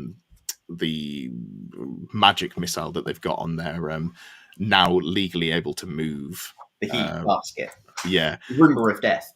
Yeah, which does ignore armor saves anyway, but they also take loads of the Ushabti with bows, which are only AP1, and then if you combo it with Plague of Rust, suddenly my 2-up armor save, Dreadlord, is now sat at a 5-up save, and I am scared. Yeah. And I guess, it doesn't specifically say, but I guess that -1 armor would take effect like immediately once they're hit. I think that's how it works. So effectively, you're AP2 with that weapon? Effectively, yeah. Let me just reread that again. Any model that is hit by one or more close combat attacks made using this weapon suffers a -1 modifier to its armor value for the remainder of the game. So yeah, I would say that is happens immediately because you are hit by the attacks. Yeah. And attacks are all done at the same time in initiative step, unlike other Warhammer games where each attack is resolved separately. So yeah, I think it would just apply to all of them. So that's pretty cool. Yeah. I think for me, it's worse than Serpent Staff. I think because of the points and the yeah, I don't know. It just doesn't quite do it for me. I feel like points are quite hard to come by, especially and it's also only Mortuary Cult. So yeah, that's probably about where I'd leave that one. Yeah, I think it's got a build though. It's got play. Yeah, it's super build aroundable, but you have to take a dragon that is illusion to make it worth taking. Yeah. Callum says, you still live. Well, now you've turned up. I think I'm going to go. That is that. Very quickly, I did say that I'd run through the vampire ones just because we did get a donation very generously. So there's Frostblade, 60 points, which is Killing Blow with no other rules other than if you take an unsaved wound, you may immediately take a toughness test, then you get Strikes Last in Initiative 1. Awful. C. Garbage. Bottom of C. Maybe F for 60 points. F for fuck you for making me read that. Sword of Kings, 55 points. Strength +1, AP -1, Killing Blow, magical attacks. Killing Blow on a 5 or a 6 when you roll a wound. I could see that in a B. See that in a B. Spectral Doppelganger. Vampires are a legitimately decent army at Spectral Doppelgangering. I don't hate that. So I could see that one for them. It doesn't make it to A, but it's, I can see a reason to take it. Blood Drinker. Oh, you motherfuckers. I've just had my rant about you. Don't make me remind you. You don't need to rant again. No. That's going straight into F. It's exactly the same, I think. Strength user AP -1. No other rules other than you. Oh no, you recover a single lost wound, so it's just straight up worse. They could have made this so much better. You thought my bedtime was 10:30. I make videos on the internet. I'm obviously a degenerate. My waking hours are when the sun is down. Anyway, Dreadlance, 40 points. Strength +2, AP -2, Armor Bane 1, magical attacks. Cavalry monster only. It's a lance, and you can reroll failed hit rolls. This is fine. This is pretty okay for 40 points. I'd be taking that. I don't hate it at all. And again, you can use it with Spectral Doppelganger, but because you're rerolling hits, it's not like the tastiest version of what you might want to go with that. But yeah, that's about that. Thank you all so much for watching. If you're still here, if you haven't already subscribed to the channel, give me a little subscription. That would help. Thumb up the video. Does help people see, promote more views to the channel, all that good stuff. Huge thanks again to Scott for coming to talk magic weapons with me. I had a good time, bud. I hope you did as well. And thank you for having me. Oh, no, my pleasure. And the reason that we had you was to plug your event pack, which is in the description. Do you want to just give a quick run over that one again, if they haven't Yeah. already gone in the last 2 hours?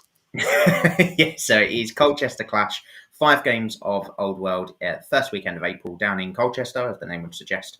As Ed said, packs down in the description, and there is a few tickets left, so yeah, get on while they're still there.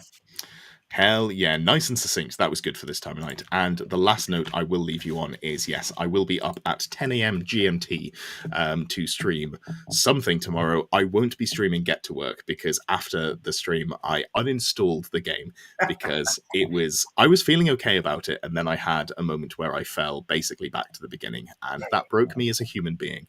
And I ended the stream, and then I went and had a shower and just sort of stared into the void. And yeah, so this week we're doing something different. I think I'm going to try some Chaos Bane, I think is the ARPG that came out for Warhammer, which will be cool. Give that one a go, and then we'll see how we're going to go on from there. But I'll post that all in the Discord. If you haven't joined the Discord, do that, because that's where everything is shared. Have a good